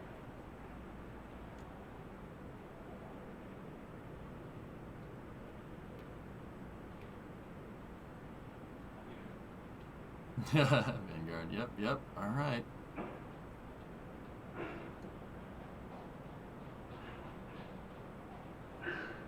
Yeah, John, right?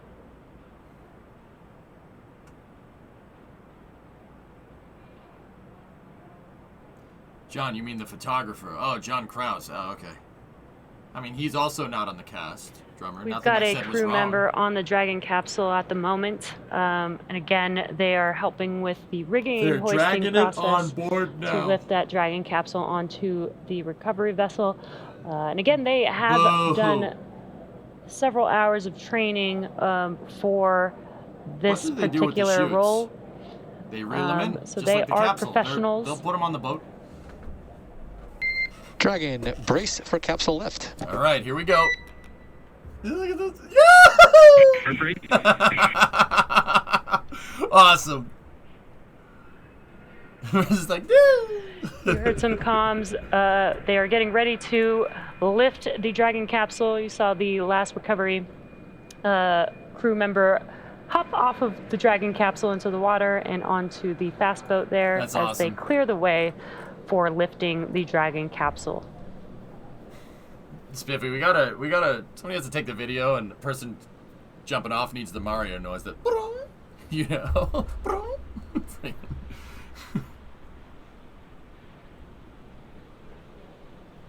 Yeah, that was a good swan dive. Here we go, lifting it out with the A-frame. And here comes Dragon out of the water.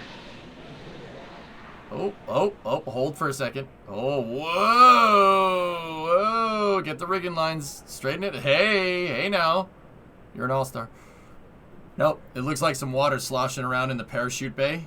This is where the chutes are. They pack the chutes down on the bottom of the capsule, and then the rigging lines are going up around the hatch. So when the parachutes fire, it actually blows the panel off here, and the parachute rigging unfurls out the side of the capsule. Into the Dragon but they keep nest, the parachutes that is what packed you see low. them You can still see some water in setting the there, vehicle see? down on right there. Okay, we got a marshmallow. There we go. You see at the very bottom of Dragon some water coming out. Again, that's the ballast system that helps keep Dragon upright in the seawater or in the ocean. So it's functioning as designed. And Dragon is that's supposed now to on do the that. I recovery didn't vessel. know that. That's really cool. Dragon's almost a little bit of a mix of a rocket, spacecraft, and a little bit of a boat. It does everything you need it to. Yeah, exactly. And that's the Dragon, best kind of welcome engineering. aboard the recovery vessel. Recovery personnel are completing final checks. Stand by for translation to egress platform in Look at how approximately 1 big the minute. capsule is with the people standing next to it. It's bigger than you think, huh? Copy. Thanks. Good to be aboard.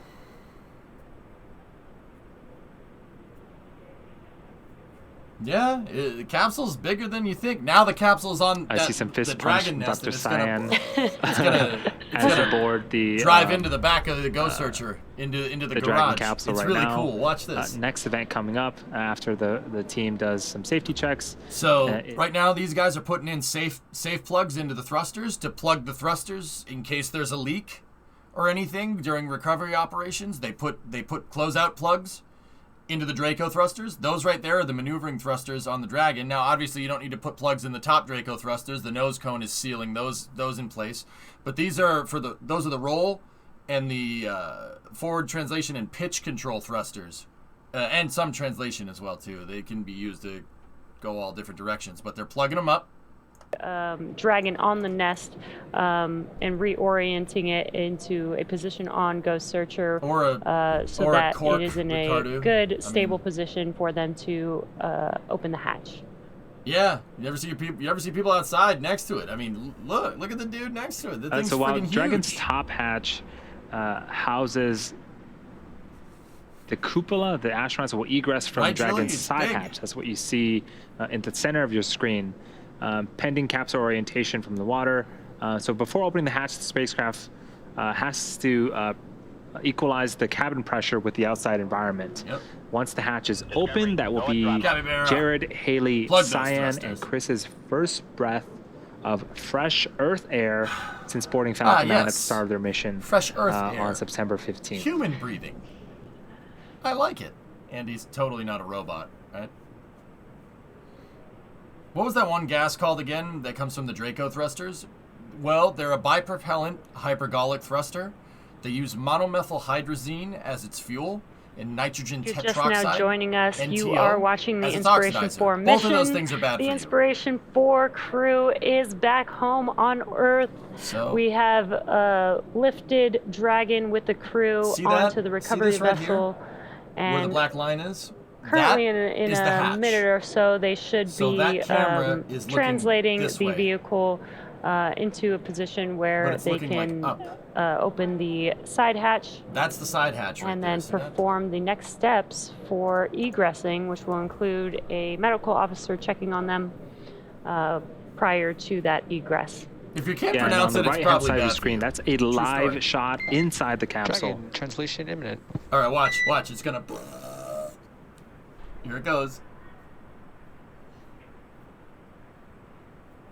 So when is the next commercial flight? The Axiom mission is actually scheduled to go off later this year. They're gonna send 4 people up to the space station, SpaceX's, 4 civilians, for a company called Axiom Space.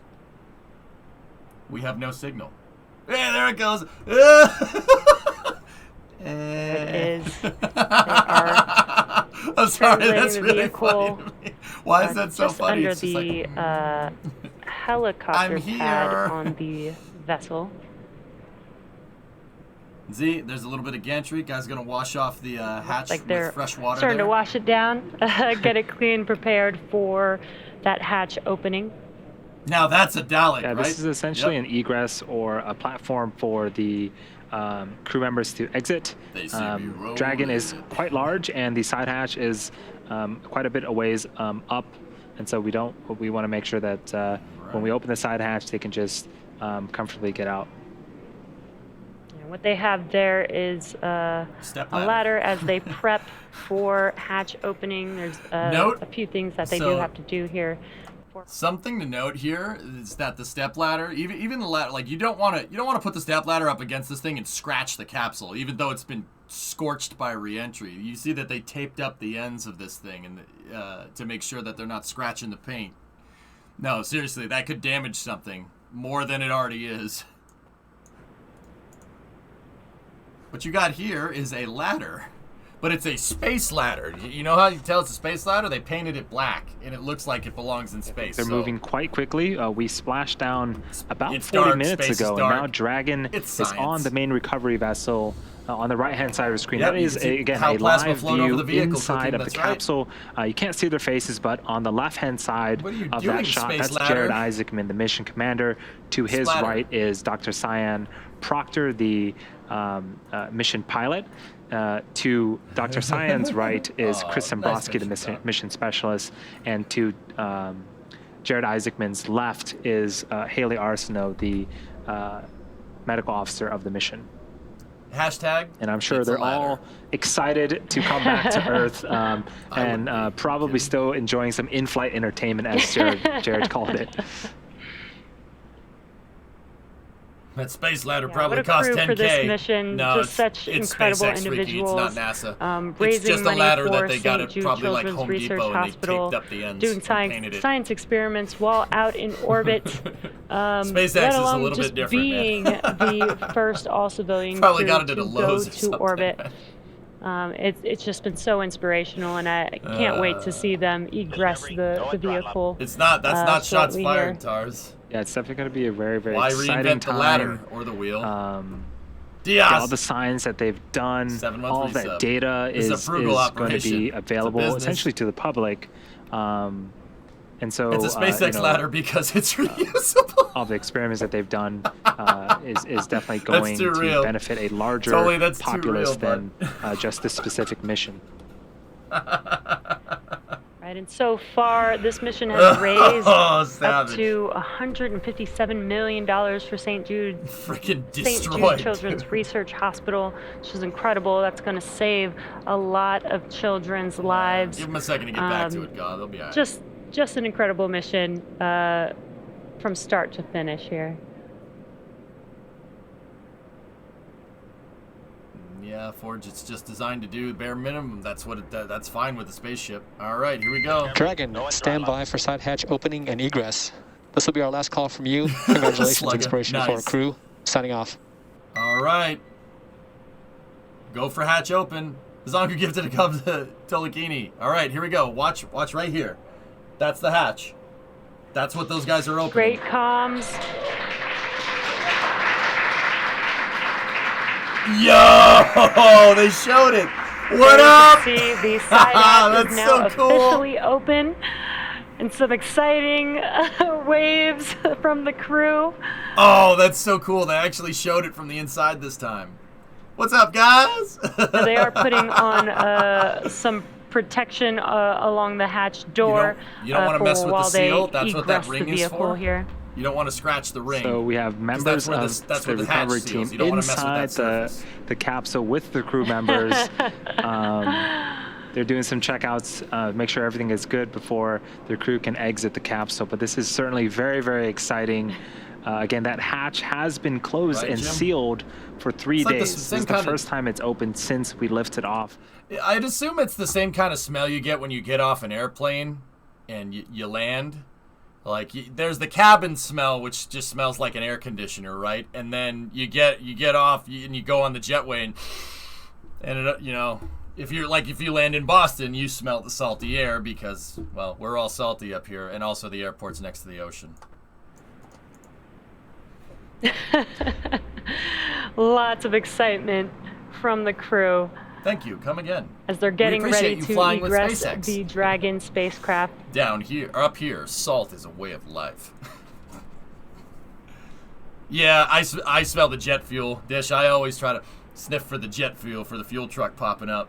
Is it possible to do an EVA with a capsule? Unless you'd have to depressurize the capsule, Urbanus.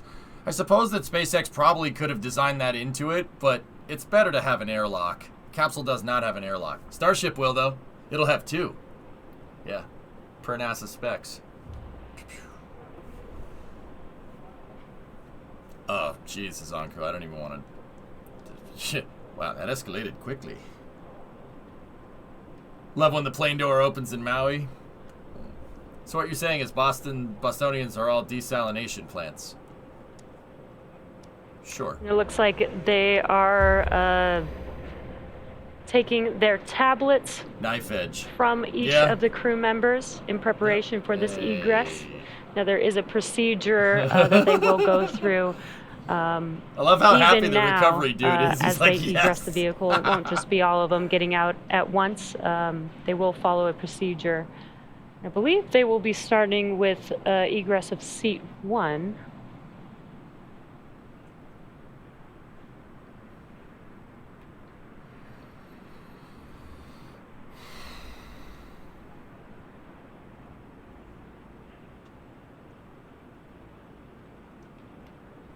So you can see right here on the mission clock, they're T plus 40:52, 40 minutes 52 seconds after splashdown.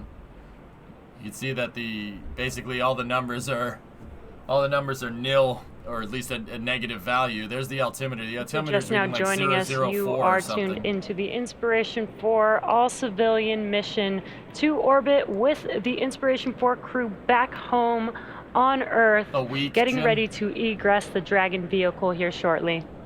Contents may have shifted in the overhead bins. Boom, boom. More exciting fist bumps. Nice. Hey, all right.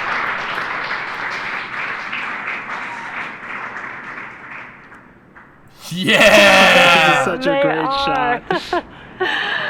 How Awesome. incredible. Some hearts. Love it. Hey, look, it Again, smells that was better than the Manchester. Crew Facts. members of Inspiration4, as excited as ever. They are back on Earth on the recovery What was vessel, just Aiden? waiting to exit the Dragon spacecraft. I don't know. I'm gonna go with Artemis 1, Aiden. Either that or SN15. If you know, provided some of those Some events fist bumps happen. going around. Some of them already have happened, but Again, as the crew does begin their egress, they will have a team that does help them as they victory. egress or exit the vehicle. As they have been out in microgravity for the last 3 days, they have not felt the gravity of their own body There you go, in Silva, 3 right? days. So this is very standard procedure pretty cool, Freaky. to have some support and help as they egress the vehicle. Captain Price is in the capsule. When do you think Right they'll be now, full looks like testing the they are Starship removing engines? the footrests at the bottom of their seats. It's at least a month This will out, give them some Willie. space That's as what I'll they tell you. exit. At least a month out. So, end of October, early Yeah, November. that is a good thing to note that is when the thing is going when we into land, we space. also recline the seats back down to make it a little bit easier for Oh, the okay, Aiden, I astronauts got you. and crew members to exit the vehicle. All right.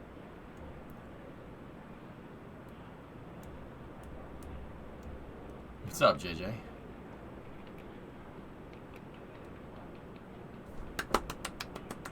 I'm seeing some. And it looks like we have our first crew member, Haley Arsenault, All right, Haley, come out and take a egressing the bow. vehicle. Nice, Forge. There you go. She was sitting in seat 1 to the left.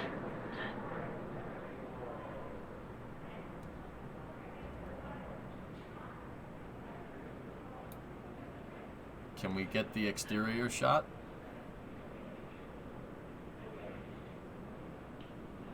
Okay, come on. You can do it.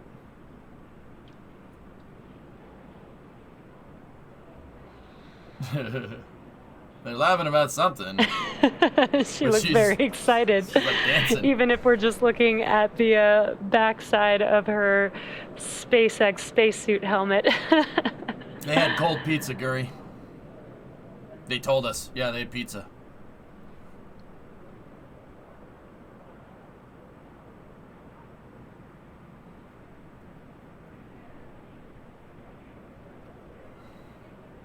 Let's go pizza. Heck yeah, man. I'm about to go get some cold pizza myself here in a second. She don't want to leave? Dude, I wouldn't want to come back down. Popsicle? 3 days? 3 days would be like... 3 days in space would be like going to Rome and spending a day there and then leaving. Not a thing. Yeah, hey, come on out. Awesome. And there So she cool. is. Medical Officer Haley Arsenault has now egressed the vehicle, the first of the Inspiration4 crew, and so very excited. Lots of waves, Dude, thumbs some up. thumbs You guys are like, be careful. She's doing all right. Getting So a little cool. photo Is that up. John over there with the camera? And it looks like up next is Dr. Cyan Proctor. Around, it'd be like, what? This is very It's exciting 2030. for the You crew maniacs, to be you blew it all up. exiting the capsule and finishing their Inspiration4 think that's a mission. different movie. A mission that's done so much for folks around the world. Yeah, I bet you it feels a little weird, B-Soul. Yes, absolutely inspiring all the way around. Just an incredible mission with an incredible crew. Who we got coming out next? And here comes Dr. Cyan Proctor. Dr. Proctor. Cool. There she is, excited as ever. Big Dr. waves. Cyan Proctor. Oh, she got the finger guns. Ba, ba, ba, ba, ba, ba, ba, ba, ba, ba. Let's go. Just strutting on I down. know, She's having no a good problem day. at all. You think she's having a good day? I think she's having a good day. Looks like mission specialist Chris think she's having a Tombroski good day? is up next to egress the vehicle. Hit me with those laser beams. Pew, pew, pew, pew, pew, pew, pew, pew, pew. That's what I do, Bandit. Looks like some dancing there. Pop out and I'd freaking get the laser beams. Again, there is crew there to help them egress to make sure that they do not damage their suits or themselves on their way out. All right. Chris is coming out. Oh, careful. You all right? That is Chris Tombroski again, the mission specialist. I'm good. I'm good. Give us the double thumbs. Again, with a smile all over his face, super excited, ready to go. Yeah, Okay. there we go. Double fist bumps, that's fine. And then Jared, Rook's the Last last but one not out. least, we have Commander Jared Isaacman getting ready to egress the vehicle as well. The final fourth INSPIRATION4 crew member of the first all-civilian crew mission to orbit. And what a way to close it out. He was really the Yeah, Metron, right? the person with the vision. There he is. That boy Rook. What a legend. Commander Jared Isaacman looks of like the they're INSPIRATION4 Taking a second to crew. regain their motor skills. Like So excited. The guy went for a fist bump and he went, nah. You son of a gun. Amazing. Handshakes and hugs all around. Amazing. Yeah, can you imagine being Now in they space will and then coming be out and getting doing on a standard a rocking procedure, ship? You'd be going like, into the whoa. medical room on the recovery vessel, and doing some medical checks to make sure that the crew is safe and healthy. And then they will hop on a helicopter and head back to Florida. Yeah, well, now that Jared, all Haley, right to me. Cyan, and Chris are safely back Dylan, home on you Earth, son of a gun. and getting checked out by our medical team, we're going to wrap up our live coverage of their historic return. We started this day about 2 hours ago. We had successful trunk separation. We completed a deorbit burn, closed the nose cone. We got through that blackout period of communications. Both sets of chutes deployed, awesome, and the crew splashed down. We hoisted them up, and they have just exited the vehicle. There's a fairing in the center of the aisle right Next there. up, they will catch a helicopter ride back to shore where they will be rejoined by their families. So welcome back to the INSPIRATION4 crew. It has been an honor and a privilege to share their journey with all of you as we continue this new era in human spaceflight. Yes, for updates, check out our social media. Also, be sure to donate to St. Jude. There's a donation button if you're watching on YouTube on the right-hand side of your screen. The Netflix documentary is coming out with its 5th and final episode here shortly as well, and that will conclude liftoff and splashdown return of the INSPIRATION4 mission. Again, thank you to everyone that has joined us so far, and thank you everyone for following along. We'll see you next time.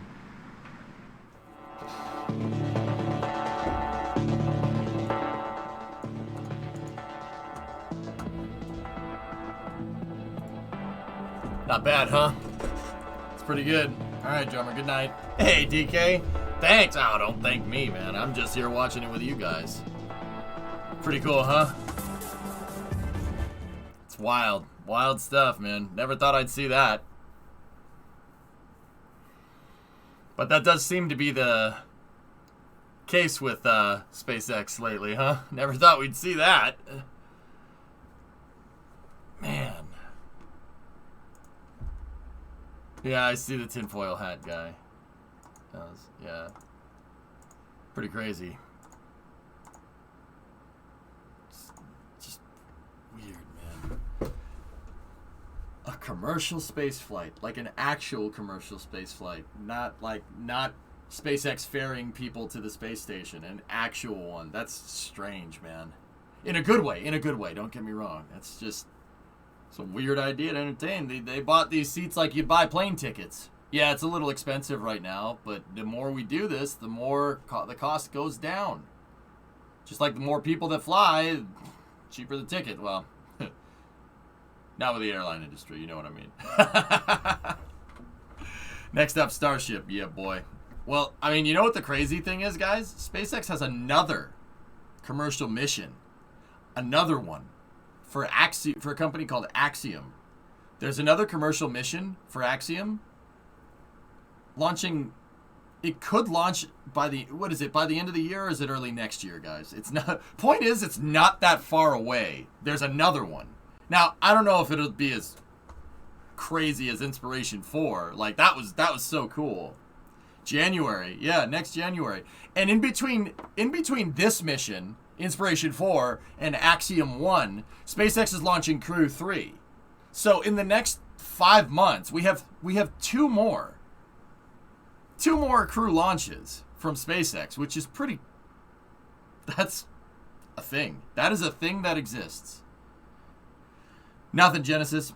I wonder how many I can afford this rich people got inspired by this. Yeah, hopefully. And a Falcon Heavy. That's right. Yeah, the next launch off of 39B, or 39A, 39B is SLS. The next launch off of 39A, the pad that launched Inspiration4 is a Falcon Heavy for the Space Force. Oh, wait, excuse me. Yeah, there we go. All right. Yep, we got USSF 44. And if you guys like watching it with me, I mean, first, if you just want to watch the SpaceX cast, like, without me blabbling over it, I got you. But if you like watching it with me, well, I'd invite you to come back if you want to. If you see fit. What I'm trying to tell you guys is like and subscribe and comment on the video. I'm just kidding. Just kidding. I got you for a second, didn't I? I don't care about that. If you like hearing little bits of extra tidbits of information about spaceflight, I'm here. I cover every rocket launch. Well, most of them. Most of them within reason. If I covered every rocket launch, I would never sleep. So I almost never sleep because rockets are always going off. Spaceflight's hot right now.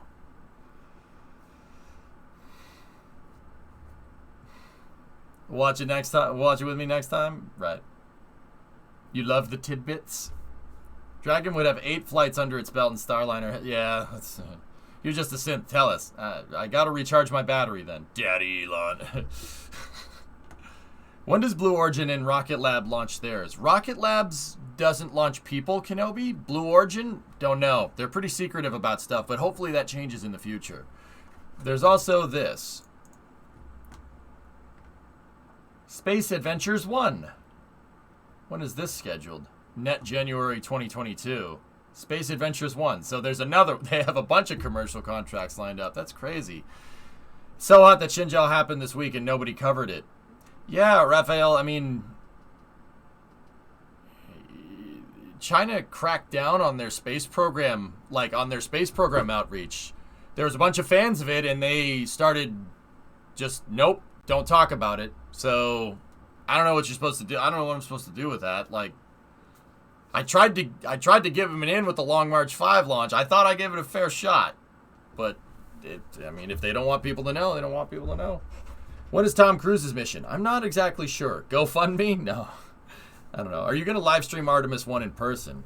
Aiden, let me just tell you that I bought a truck on the other side of the country, and I'm going to stream driving it home to test road trip streaming next week. Oh, we got to change hats for that one.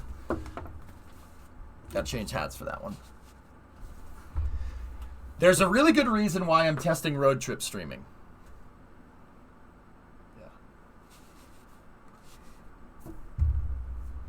Yeah, John, you ain't wrong. You catch the Sonic Booms captured on Twitter? Yeah, I saw it. Mm-hmm. How many hats do you have there? Yes.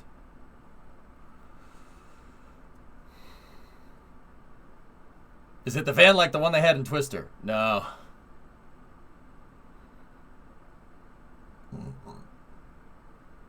You tell me what kind of car it is. Or truck. How many hats do you have?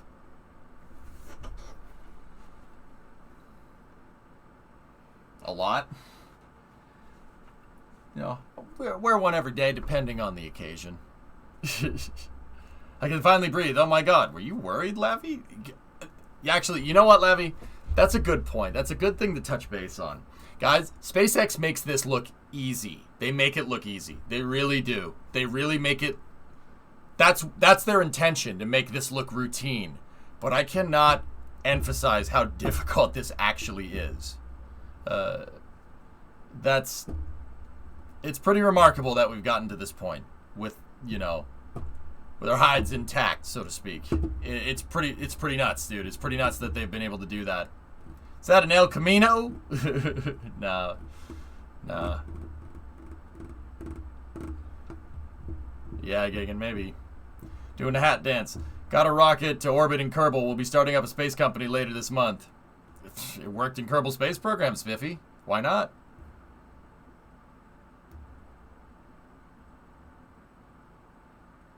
Ooh, Raph fail. Alright.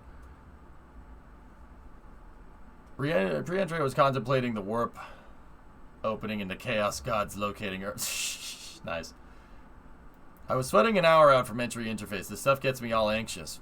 Not me, Lavi. I trust SpaceX's engineering. Wouldn't you? In 16 months, SpaceX has launched 14 humans and landed 10. Incredible.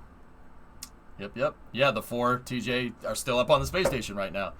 Is it a Mazda pickup truck?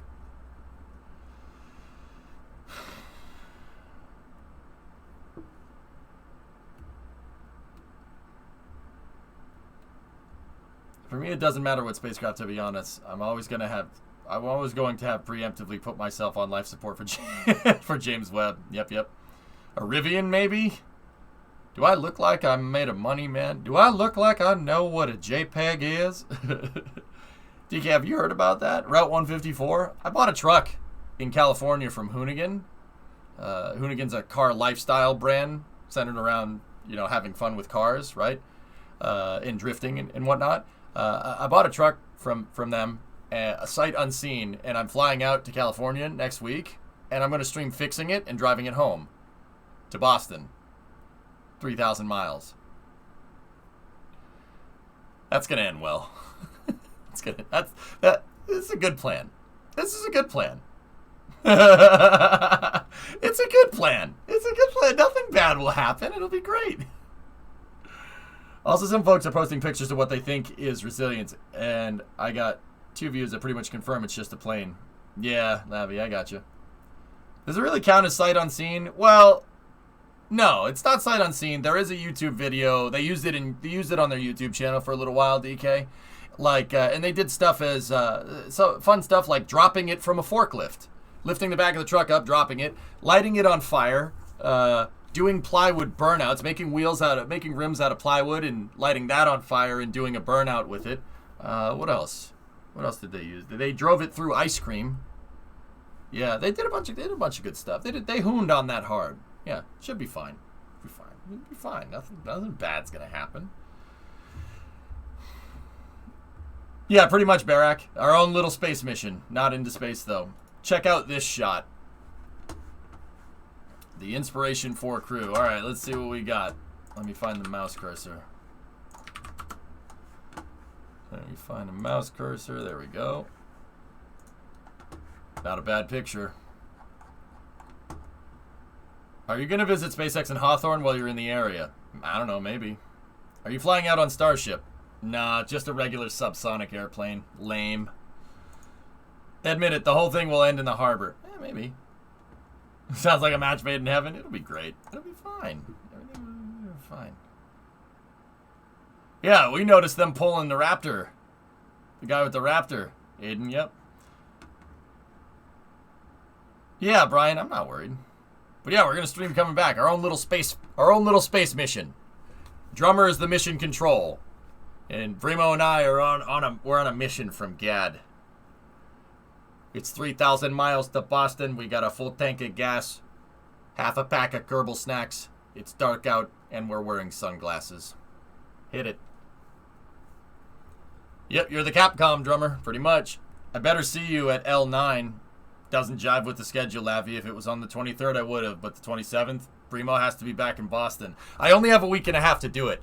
Week and a half to fix it and drive it home because Brimo, my significant other, could not get more than a week and a half of vacation time at her job. So there is a deadline for this project, guys. Yeah, just to let's make it more difficult. Why not? It's me. Yeah, exactly, Dutch guy. Yep. Are you going to deal with the Illinois? Yeah, that's right. Yep. I hate Illinois. And that's how I found out that they just delayed it. Yep. Oh, deadlines are fun for this channel. Well, we did learn that I do need deadlines, or else nothing gets done. That's correct. Yeah, I got folks helping me, Mockmo. Yep. You're presently in Illinois. Oh. Get that car's license plate number. We're gonna get that son of a gun.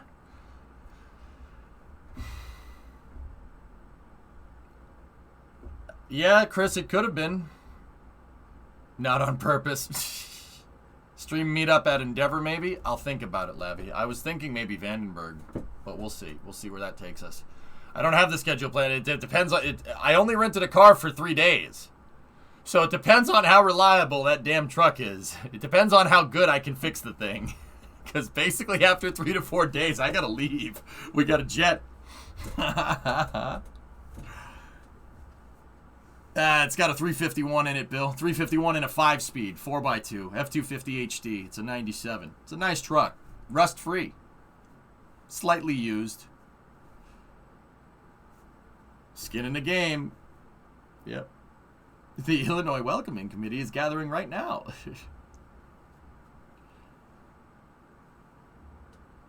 Step 1, fly 3,000 miles away. Step 2, fix a truck. Step 3, pray to God it survives 3,000 miles back. Yep. You mean the rust was free? No, it's California came here, so there's no rust on it. Your new ride, Demon Hat. What do you got? Rust free, that's what they all say. Oh, jeez. Hey, nice car. Just slightly used. Previous owner was a grandmother. No lowballers. I know what I have. I wish I could do something like that. That sounds like so much fun. Yeah, Miller. Yeah. Like I said, I didn't. I've always talked about how awesome it would be to do like roadkill stuff on stream, but I'm like, that's not a bad idea. Make sure you undercoat it when you get back here. Oh, yeah, Gore-Tex. Yeah, you're not wrong. It's essentially a gigantic week-long episode of Roadkill. Yep, that's what Route 154 is. But anyway. Just got mine almost completely repainted. Nice. Make no mistake, this wouldn't be happening without the stream. Nice, Bree. Well, I do have a feeling that the truck's going to end on a flatbed.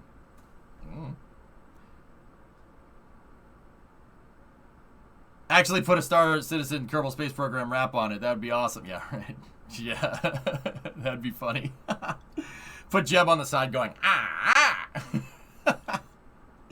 I'm going to enjoy watching this rolling example of a Darwin Award. Thanks for the faith, Jack. I appreciate it.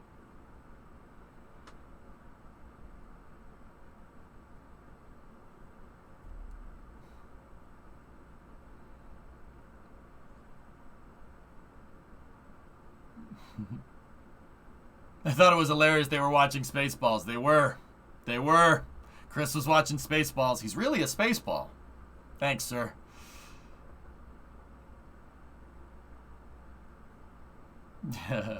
I'll think about it, John. There's really not enough time to organize anything at this point, dude. We're in commit, basically. Admiral, yeah, it's possible. Which Starship prototype was that mind-blowing footage of the flip from? That was SN10 Slugger that's on my mission control screen, yeah. Or maybe it was 9. No, it wasn't 9. That was either 8 or 10. Yeah, that's right, Bram. I don't think that's a good idea. Oh, okay. I have faith that gets to Boston questions and how many pieces. Yep. Also, yeah, stay north. Yeah, we had planned on doing that.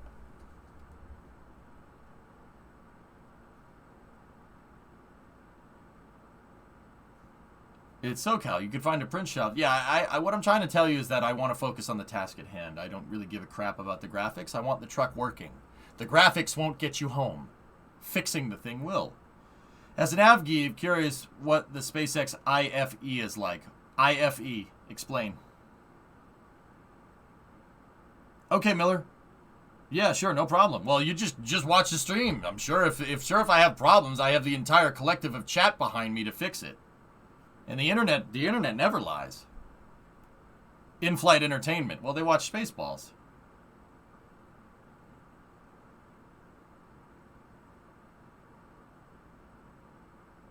Yeah, there you go, FE.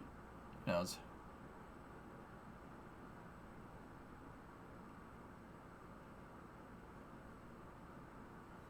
Oh god, plane lingo is being repurposed. I didn't yet. By those, I was confused. I'm not gonna lie, that confused me.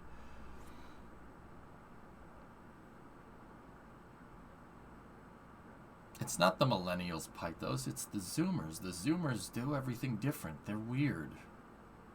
They're weird with their clocks that go tick-tock.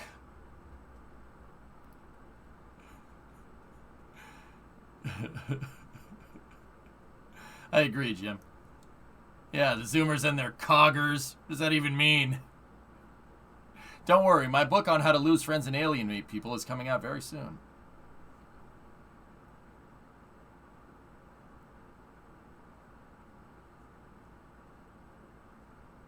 Might want to find a rental company that rents flatbeds as a contingent. What do you think? What do you think I rented, Eagle, as my rental vehicle? It's not a big enough flatbed. It's not that type of flatbed, but still. Hey, don't touch my coggers. What do you mean, lose friends? Nothing. I have access to all OEM part numbers and diagrams if when you need parts information. Oh, well that's neat. Thank you. Sweet. But anyway, that's Inspiration4, guys. Pretty freaking cool, huh? In order to lose friends, one must have friends. I think Confucius said that, Pythos.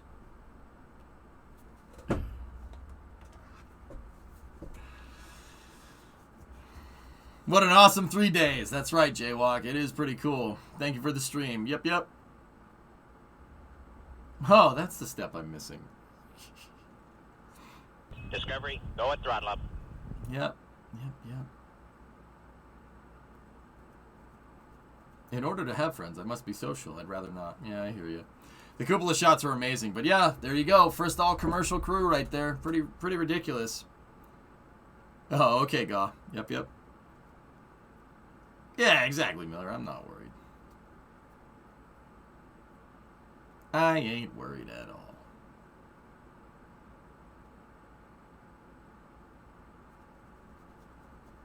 But, yeah. Should be pretty cool. Yeah, Squishin', that's right. Route 154 should be pretty cool. But yeah, the first commercial space flight is ridiculous. Any news on what Axiom is going to be doing on their launch? I'm pretty sure they're going to the space station, Pythos. Thanks for streaming. Yeah. Are you going to bring it home and pull the engine out in one night with a Harbor Freight engine stand? No. No, I'm probably not going to do that whole pull the engine thing. Last time I did that, it didn't end well. But then again, I knew a lot less about cars then. But yeah, no, we're not doing that. If the engine runs, it stays in there.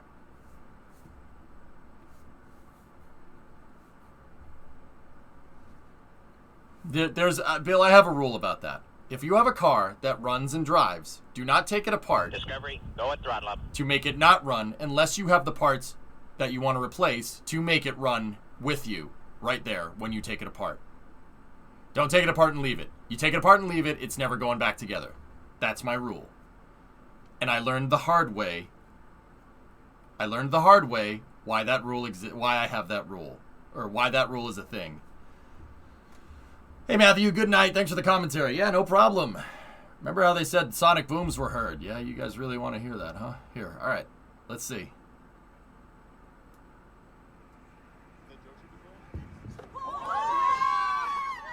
Boom, boom.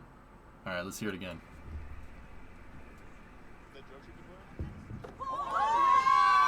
Yeah, all right. Nice.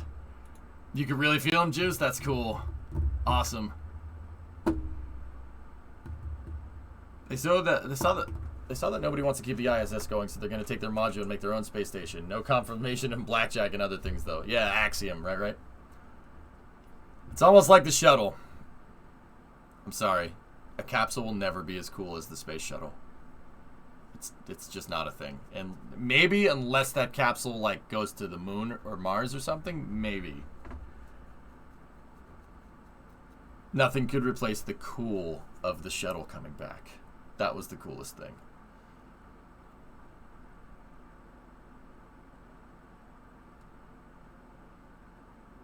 Yeah, there you go, Miller. Yeah, I know, Brim. Yeah, true story. Yeah, Pythos, I know what you mean.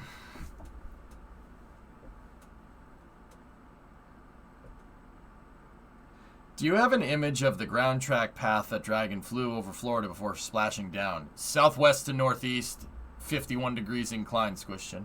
Yep, it landed just due east of Kennedy. Yeah, landed just a little bit downrange. All right, here, hold on.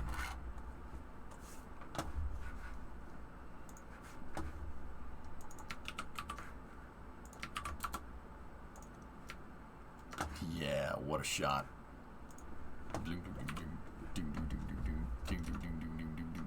Think I heard a shot. That's pretty cool right there.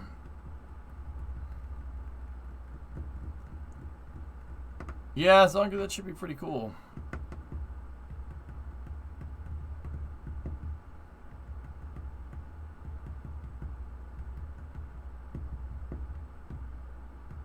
So does this mean that Dragon's total displacement is only a couple miles? Kappa, yep, okay.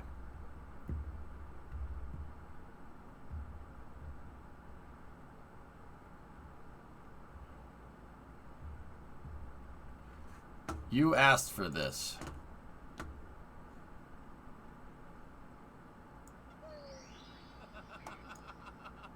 Okay, what did I ask for? Is this what I think it is, Ivan?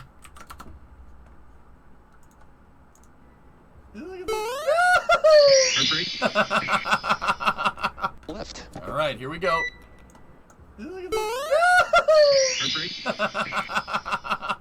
Left. All right, here we go.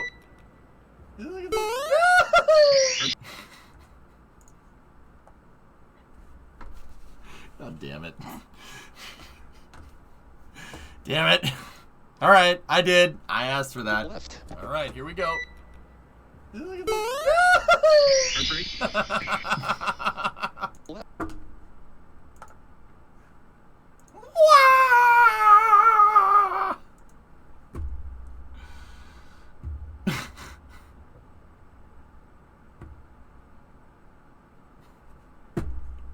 All right, that's a good way to cap that off.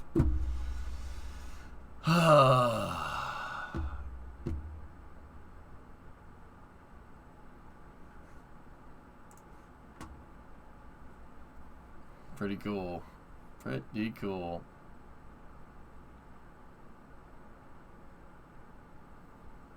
Dude, this is crazy. It's gonna take some time to really. It's gonna take some time to like contemplate what just happened in retrospect, huh? Like, yeah, that's crazy. It's crazy. Four just space passengers just flew up into space. That's it. Just passenger went up, came back down. Yeah, that's part of the recovery crew victory. Yep.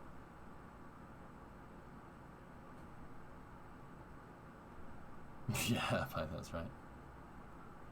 The world didn't notice. It's all normalized now. Yeah, interesting, Endo, huh? They really didn't. You notice? I mean, Inspiration4 is a big deal, and that's awesome that they're raising money for St. Jude. That's great. Like, super happy about that. But yeah, it seems like kind of routine, huh? Not that that's a bad thing. I mean, I'm still here. I'm still going to get hyped over. I'm still going to cover as much launching as I possibly can because it's really freaking cool. And rocket launches never get old for me.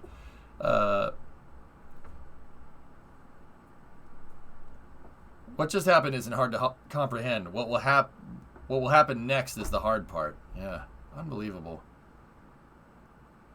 I'm talking about the space flight, not the charity event. But the charity was great, yeah.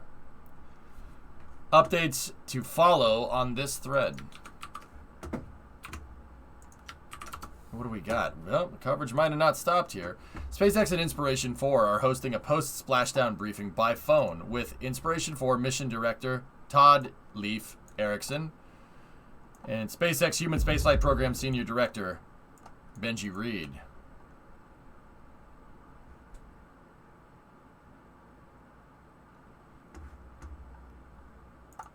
Here's to hoping Inspiration4 and the Axiom mission don't become one-offs. Yep, for sure, for sure. Yeah, that's right, Bill. That's right. We got to avoid that stuff, but yeah. Interesting, Thor.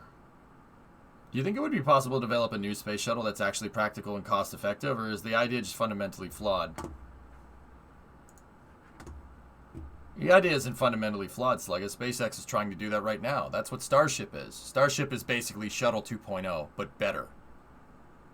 Yeah, it's aiming to solve all those problems, which is good. I think it's possible. I think it's totally possible. Yeah, absolutely. The problem that we did in the past, Slug, is that we didn't do it enough. Seriously. How are you gonna know what it takes to make a vehicle launch 2 times in a month? How are you gonna know until you try it? That's one of those things that's hard to predict. It's hard to just that's hard to just do the math out. You know what I mean? Sometimes you just, and this is usually not what you should do with spaceflight, but there every once in a while it comes a point where you have to kind of just send it, lick that stamp, hit the go button. You know. Shuttle program in NASA as of late, not as of late. They're coming back, which is good. It just you can get stuck in this weird kind of thing with spaceflight called analysis paralysis, which is basically where this happens, dude. It happens to Kerbal players all the time, which is funny. Basically, you get too wrapped up in the minutia of spaceflight because there's so many complicated things, and you want to try to predict every single conceivable outcome. But in reality, when a spacecraft has a million moving parts, and those million moving parts are going through, they're put it on the launch pad. They're going through temperature changes, pressure changes. They're exposed to the vacuum. They're going to get heated up and cooled, and heated up and cooled, being in the sun and being in the shade, being in the sun, being in the shade. It's impossible to predict it. It's impossible to predict it. So eventually, you got to try to get it as favorable as you think you can, and then go. All right, and making that leap is tough, very difficult. You know.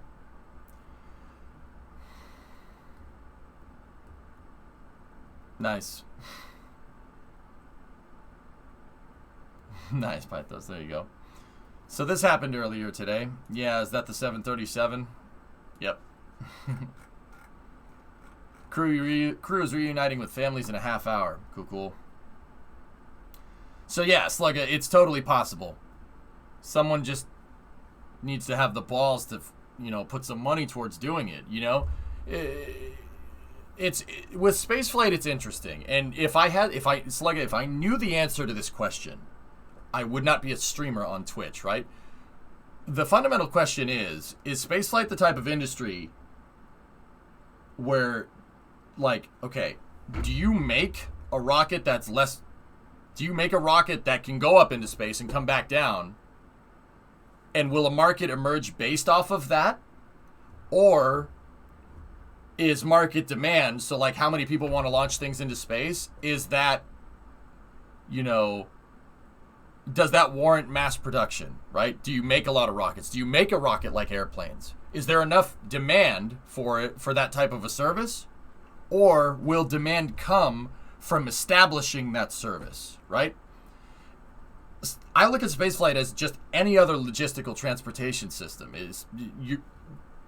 What a spacecraft does is just basically take this and put it over there.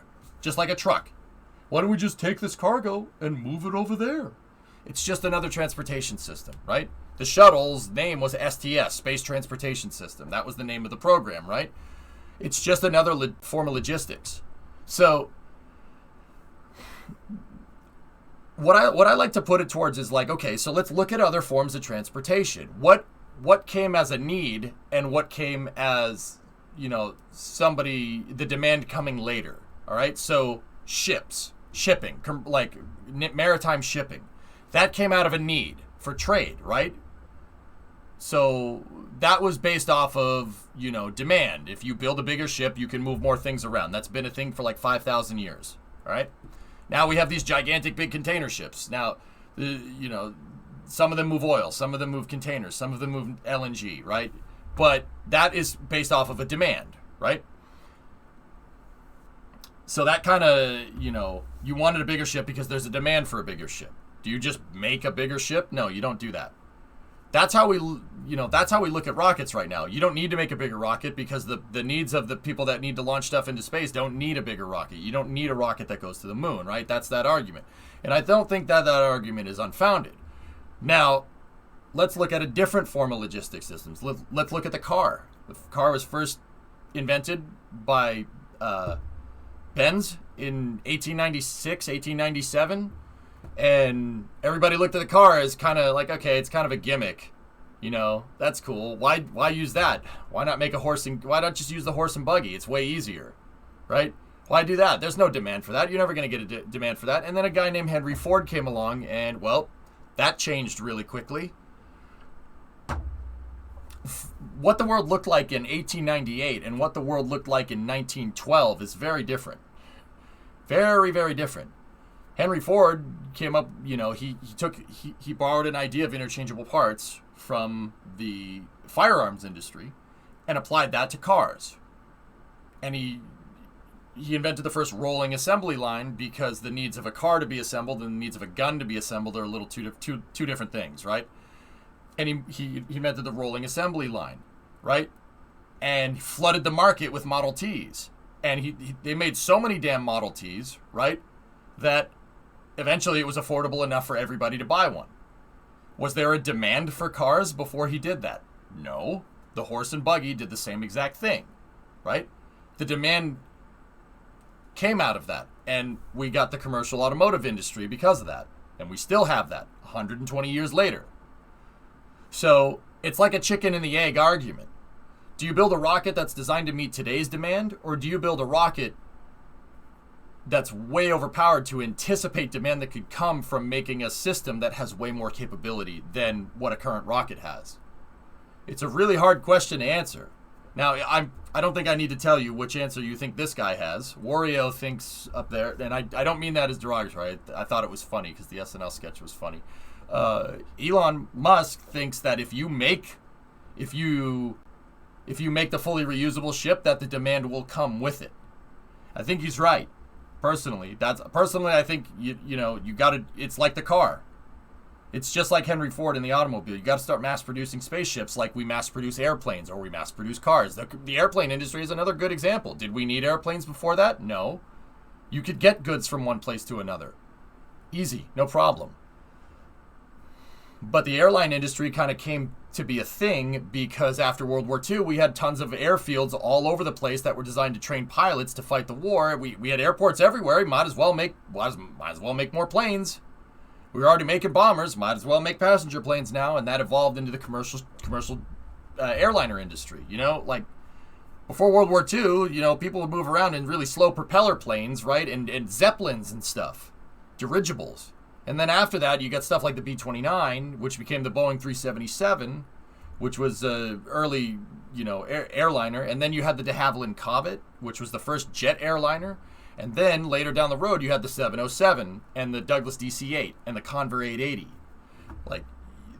And they flooded the market with these planes and made the commercial airline industry. It's which one is it? I personally think that, it's more like how SpaceX thinks about it, but I understand, if you're running $1 million launch company or $1 billion launch company, you might be hesitant to go and pursue full reuse because there's no demand for it, right? Can you point out the importance of inspiration? I'm just not seeing the importance of this flight. They are civilians, but one is a billionaire flipping the bill who also flies fighter jets. And they all had to pass tests and exams. If they failed, they get denied like everybody else. It's not a 350-pound guy who just packed his luggage. The barrier was there before and is still there now. Cost and training. It's not... This is from Jared Isaacman himself, Cuban. It's not really... Inspiration4 is kind of meant to inspire. It's not... It's not like a giant leap in one direction, to paraphrase Neil, I guess, but it's a step in the right direction. It's a step for things to come. This mission itself isn't really that big of a deal. SpaceX has launched people into space before on a Dragon. Heck, the NASA missions are more complicated than this one. Docking to a space station, doing rendezvous proximity operations and docking, our pod, is way more difficult than what they did with this thing. Way more difficult. However, this is meant to inspire. It's meant to prep us for what could happen in the future. That's all.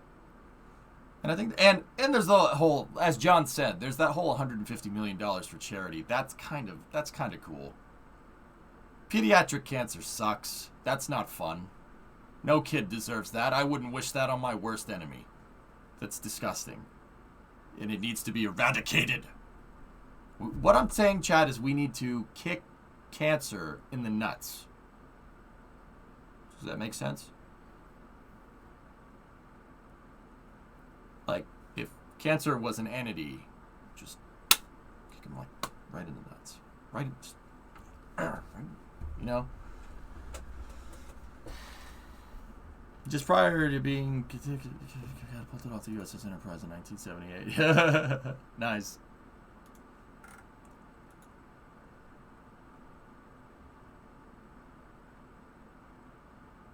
Give cancer, not cancer. Got it. Yep.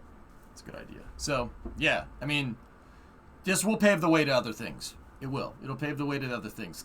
Qubit, that's the real one. That's the real thing. It did feel pretty routine, didn't it?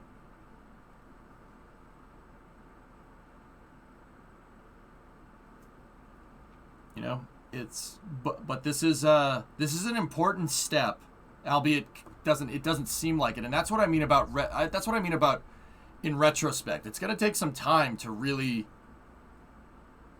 ponder what just happened. It didn't seem like that big of a deal, but then again, I've heard a lot of stories from people that were alive during the Apollo program that, you know, wow, we're on the moon, that's great.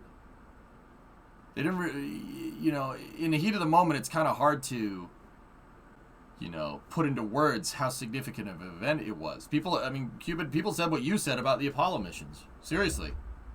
Talk to anybody that was alive that's not really too incredibly interested in space. It was just another point in history, and then next thing, people got bored by Apollo 13, right? Now, would I get bored? Man, hell no. Nah, no way. You know, this is another defining moment. This is a big deal. But I guess as somebody in chat said as well, you know, it's not that this is potentially a big moment in itself, but what the train track that we're going down, right? Because Inspiration4 was a switch. We switched tracks. And now we're going down a new timeline. A timeline where commercial spaceflight, not necessarily ordinary people, but people that aren't, you know, employees of the government, fly into space. You know, we switched tracks. Now, where that track leads, don't know. That's as you know, hard to predict as whether Starship 100% fully succeeding or not is, you know, is a thing. Like whether Starship is a thing or not, it's as hard to predict as that. Or whether, you know, demand comes from making a better transportation system, or do you react to demand? Like, I don't know, dude. I don't know. One thing that is pretty certain, dude, Cornbread, the best thing that I can say is that, you know, it's uncertain. We're not certainly going to stay here, that's for sure. Humans will go out into space. We will go further into space. This is setting us down that track. Okay, goalie. Yeah. Also, there were people who saw the Apollos more. Yeah, normalized space flight sounded bad a few years ago.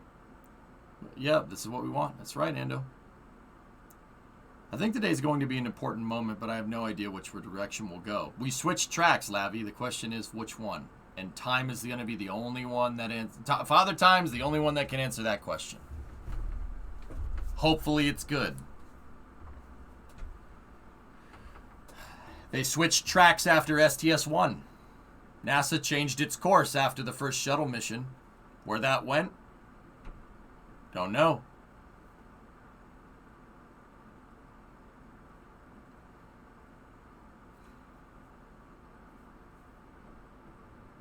Yeah, Thor, it probably ain't gonna be me. There's probably 1,000 more streamers with a way bigger audience that would, like, if there was a chain that would go to, you know, like, they'd probably send like an A-list streamer. They wouldn't send me. I'd go if they asked. I'll tell you that right now. I'd go, and it'd be magnificent. Mike's thread has some updates. See last. See last, because Mike's thread has some updates. Oh, does it? Here, okay. All right. So, INSPIRATION4 hosting a splashdown briefing by phone. Late edition.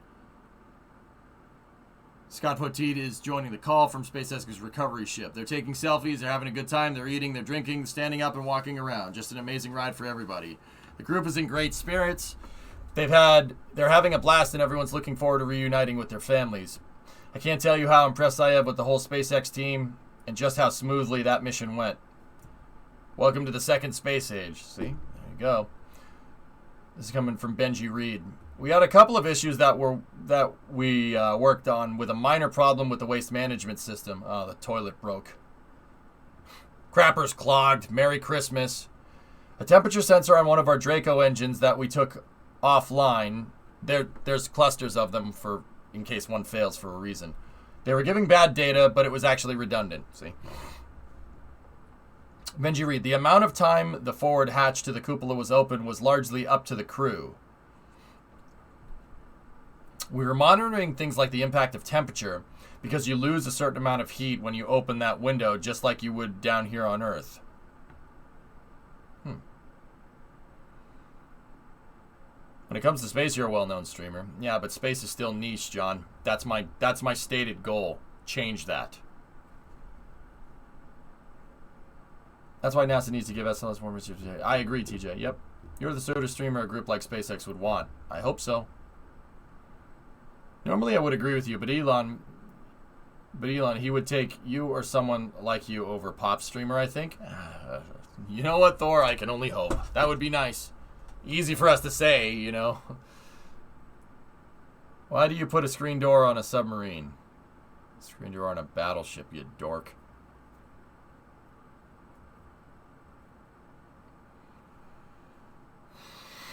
All right. The amount of people who are approaching us since INSPIRATION4 launched about purchasing a private SpaceX flight through our sales and marketing portals has increased significantly, so that's exciting. See what I mean?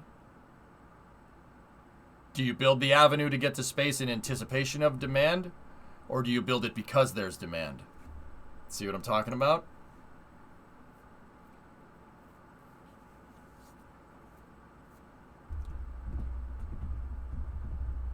I don't know, Torlev. Probably something derived from it, though.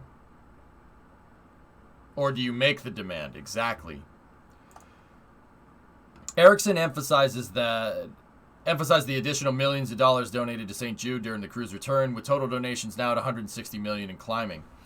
If you watch the webcast and you look at the smiles and the fist bumps and the clapping inside of the capsule, that tells you all about the personal experience of the crew during the flight.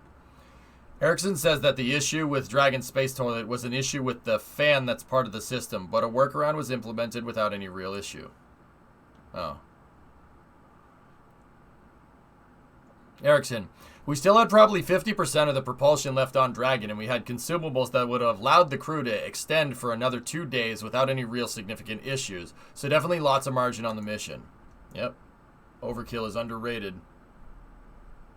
Yeah, maybe Squishin. Mm-hmm. Oh, we have a new donation goal for you, at least. I would never ask that of you, Vanguard. Ever. I would never do that. No way.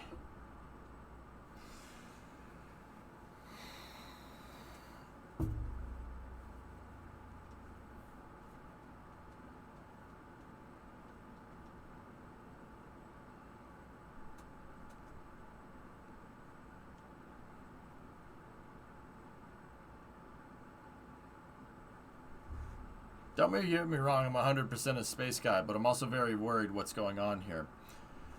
I'm not defending cargo ships here, but at least they have more than one purpose. More purpose than one. Yeah, Gooners, once again, I don't mean to keep defaulting back to this. Starship. Starship is a 747 that flies into space, quite literally. It has about the same, well, probably more cargo capacity than one.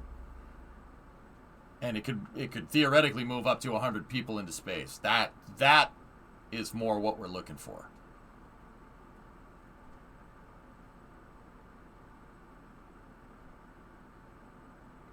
Time to see if trickle-down Rule 8 works in spaceflight, I guess. I don't see why it wouldn't, Lavi. NASA is a very good example of that. What are you talking about? Of course that works.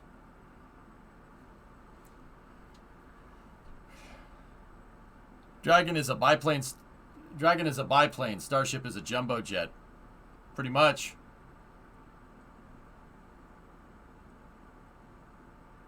Well, Lord, is that some Red Dead on your shirt? Yep. Yep. Yep, it is.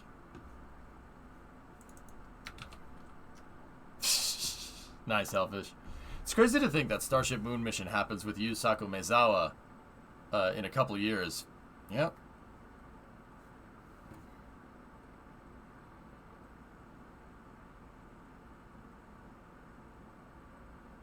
Starship's also going to be a lot cheaper than Dragon. Yep. A lot's riding on it, guys. And I hope Elon can do it. And that's why there's so many people that vehemently defend everything that SpaceX does, because they realize that goal. You know, they see the end game, and I don't blame them. I see the end game too, and I want it to happen. But the difference between, you know, fanboys and me is that I'm not afraid to criticize when I have to, which is not very often, to be honest. But I think calling it fair is much more important. Spaceflight doesn't need hyperbole. It doesn't need to be hyped up. It's already cool. It's like, think about like people hyping up spaceflight and hype beasts for spaceflight. Like if you took a Ferrari and put big, gigantic, stupid-looking rims on it, you completely negate all the things that made the thing cool in the first place. It doesn't need to be hyped. It is the hype.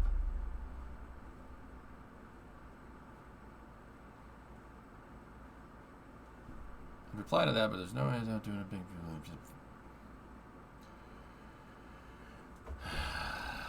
Yep. Then why'd you say it in the first place, Lavi?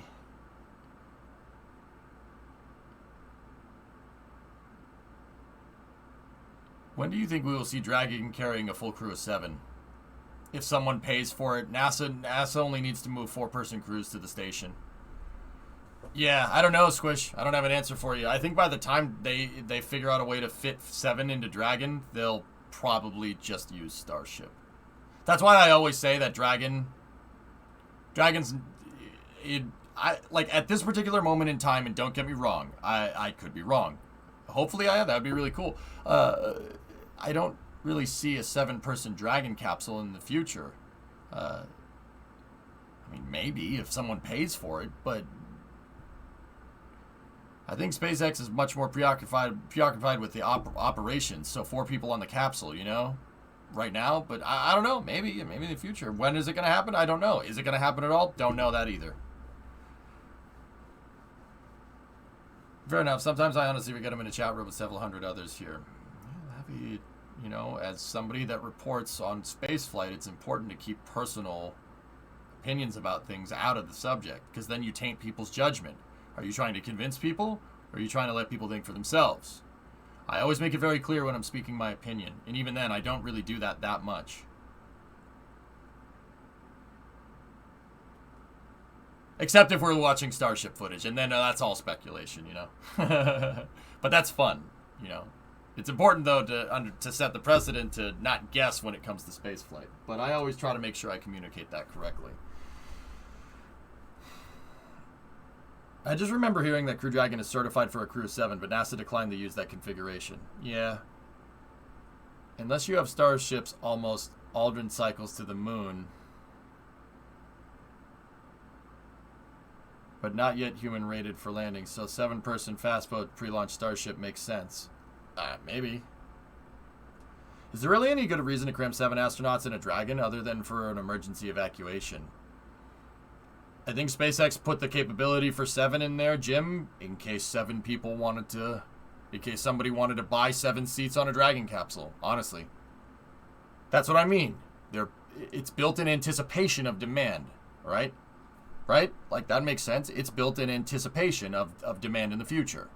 Not necessarily that demand now. That makes a lot more sense when you think about it that way. Dragon is Gemini. The shuttle is Mercury. And Starship is Apollo. I hope so, Allie. I hope so. That'd be nice. To think this level of commercialization was going to happen with the shuttle 35 years ago.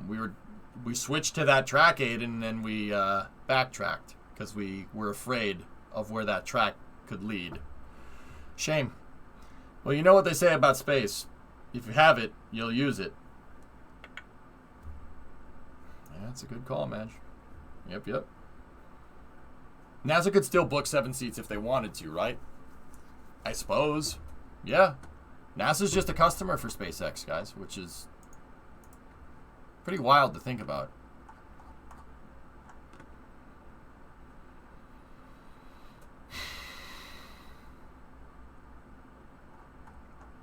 Starliner can do 7. Orion, I'm not sure about, though, but either way.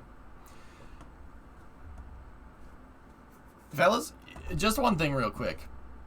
I'm normally not one to point out what's going on in the What's Happening tab, but I'd just like to point out the fact, and don't get me wrong, this could be targeted because I look at a lot of space Twitter. It could be targeted, but 2 of the top things in the What's Happening section are about crew spaceflight. Also NASCAR.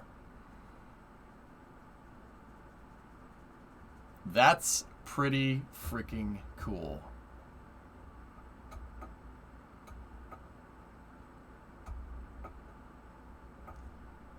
I have no freaking clue, Mad Cobra. I don't know what that means.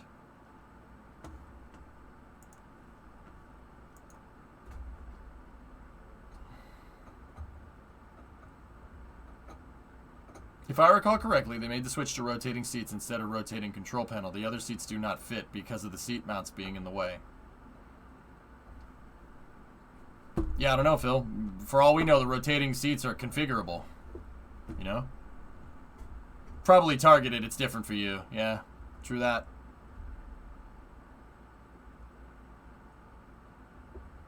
I mean, if it's targeted, that still sucks. That sucks, but if it's not targeted, well, that's cool. But it is now. Hey, for everybody that's watching. You didn't bring me along for my good looks, but you could have. Am I right? Don't, you know what? Don't.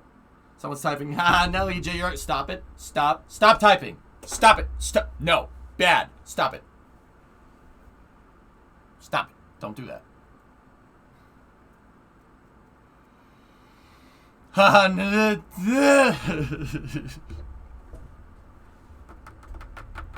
Want to try and run that KSP mission before on the streamer.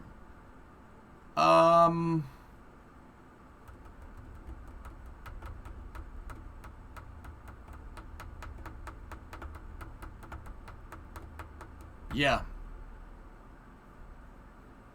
Don't remember if I asked you this months or years ago, but is there no possible way for a shuttle to... There's no possible way for the shuttle to make the moon, right? I don't know. Using common sense, I know the answer is no, but I thought maybe getting some more powerful rockets would help. The shuttle is a powerful rocket, dude. It's one of the most powerful rockets ever devised, FV. The shuttle. It's almost as powerful as a Saturn V off the pad. That's the price you have to pay for moving a 60-ton orbiter into space. Refuel it. The shuttle has an orbiter maneuvering system that has maybe 300 to 400 meters a second delta V maximum.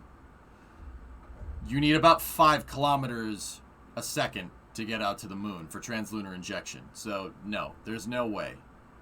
There's not a chance that's happening. And even if you filled the shuttle's payload bay up with more fuel and found a way to run that into the shuttle's orbiter maneuvering system, you're lugging your main engines, you're lugging wings all the way out to the moon. And even if that wasn't a big deal, and even if you could still get around that, the shuttle's thermal protection system is not designed for a trans-Earth injection reentry. The Apollo capsule hit Earth's atmosphere going 25,000 miles an hour. The shuttle hits Earth's atmosphere going 20,000 miles an hour. There's no way the shuttle could skip off the atmosphere like that. Not going to happen. There's no way. Tiles wouldn't be able to take that. So, yeah, no, the shuttle wasn't designed to do that. FV, basically what you're asking is, hey, can my Prius haul a semi-truck across the country? It's not designed for that.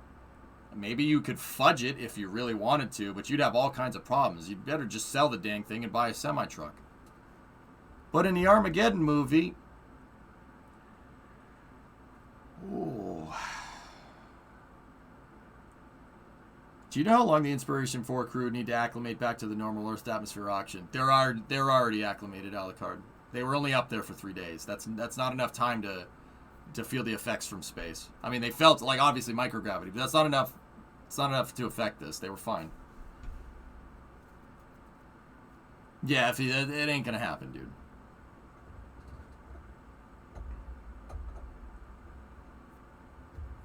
The shuttle is basically just designed to get to low Earth orbit and back. It's a good design in that regard, but once you get further out, you're gonna need to... That's when stuff like Starship really comes into play, because Starship theoretically can do everything that the shuttle can do, and more. Starship can also be a lander. It can also be a transfer vehicle. It can be a fueling depot. It could be a passenger vehicle. You could do a bunch of things with it, and that's planned from the start. That's super freaking important. But in For All Mankind... Ugh. If you want to laugh, look at this. Mute to be safe.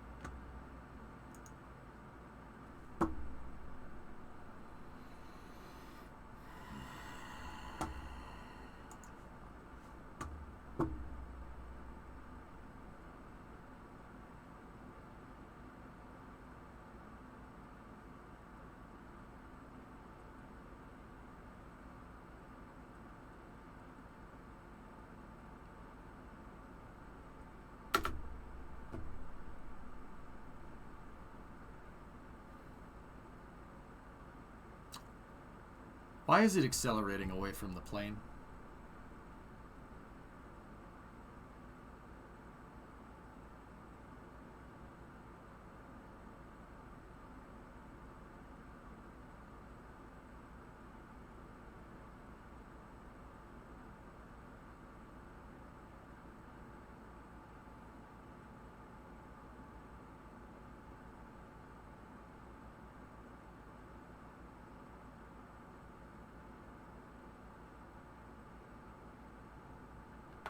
I can't do this. I can't do it.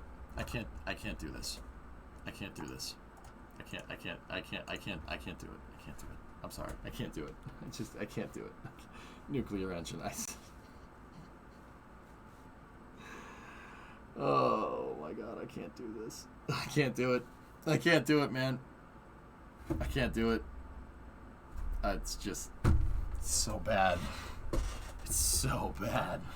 Oh my god. It's so bad. Oh my god.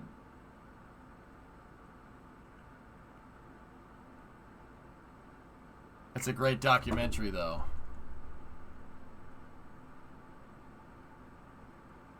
I am a bit disappointed. And if it's one thing I do not like to be, that is to be disappointed.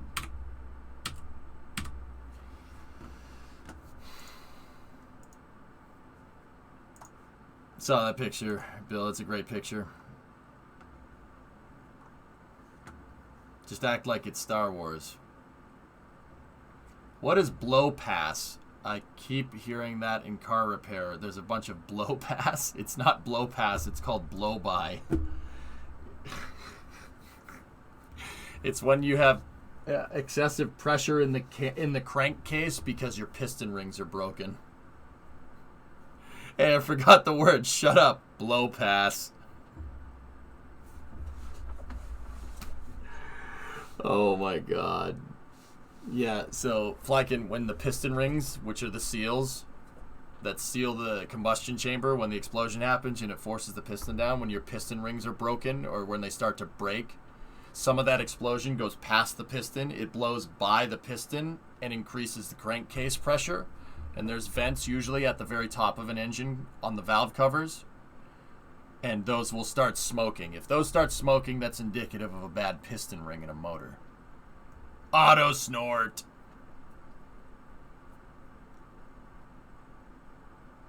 Now me and the mad scientist gotta rip apart the block and replace the piston rings you fried.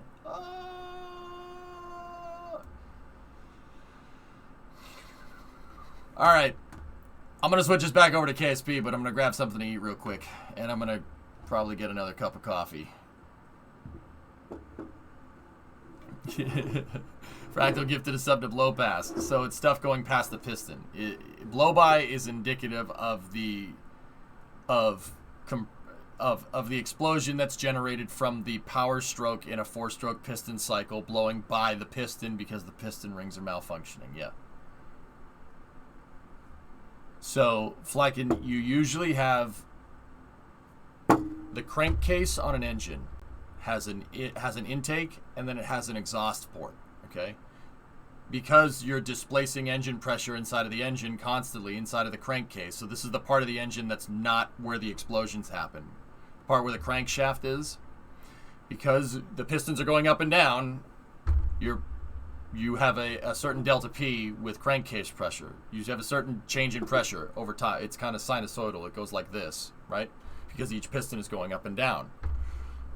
There's usually an inlet port for that, so an intake that sucks in air and moves the air out, right? If you're getting a variable pressure, a high variable pressure, and then there's an exhaust. The exhaust on the valve cover is called the positive crankcase ventilation. So if positive pressure starts really building up inside of the crankcase, it'll leak out the PCV. And the PCV usually goes in to the intake on your car. Why do that? Well, basically so it takes that extra ventilation and instead of it just kind of leaking around in the engine bay, it puts it into the engine and it shoots it out the exhaust. That exhaust usually comes in the form of blue smoke coming out the back of the car. Why? Well, because gasoline is mixing with the oil and it's positive pressure is pushing it in and it's burning the oil fuel mixture and it's sending out the back like a dirt bike. Yeah, positive crankcase ventilation is the PCV valve will tell you if you have a bad piston ring. It's one of those old school mechanic things that you can look for instead of just reading the code. Piston rings, apex seals.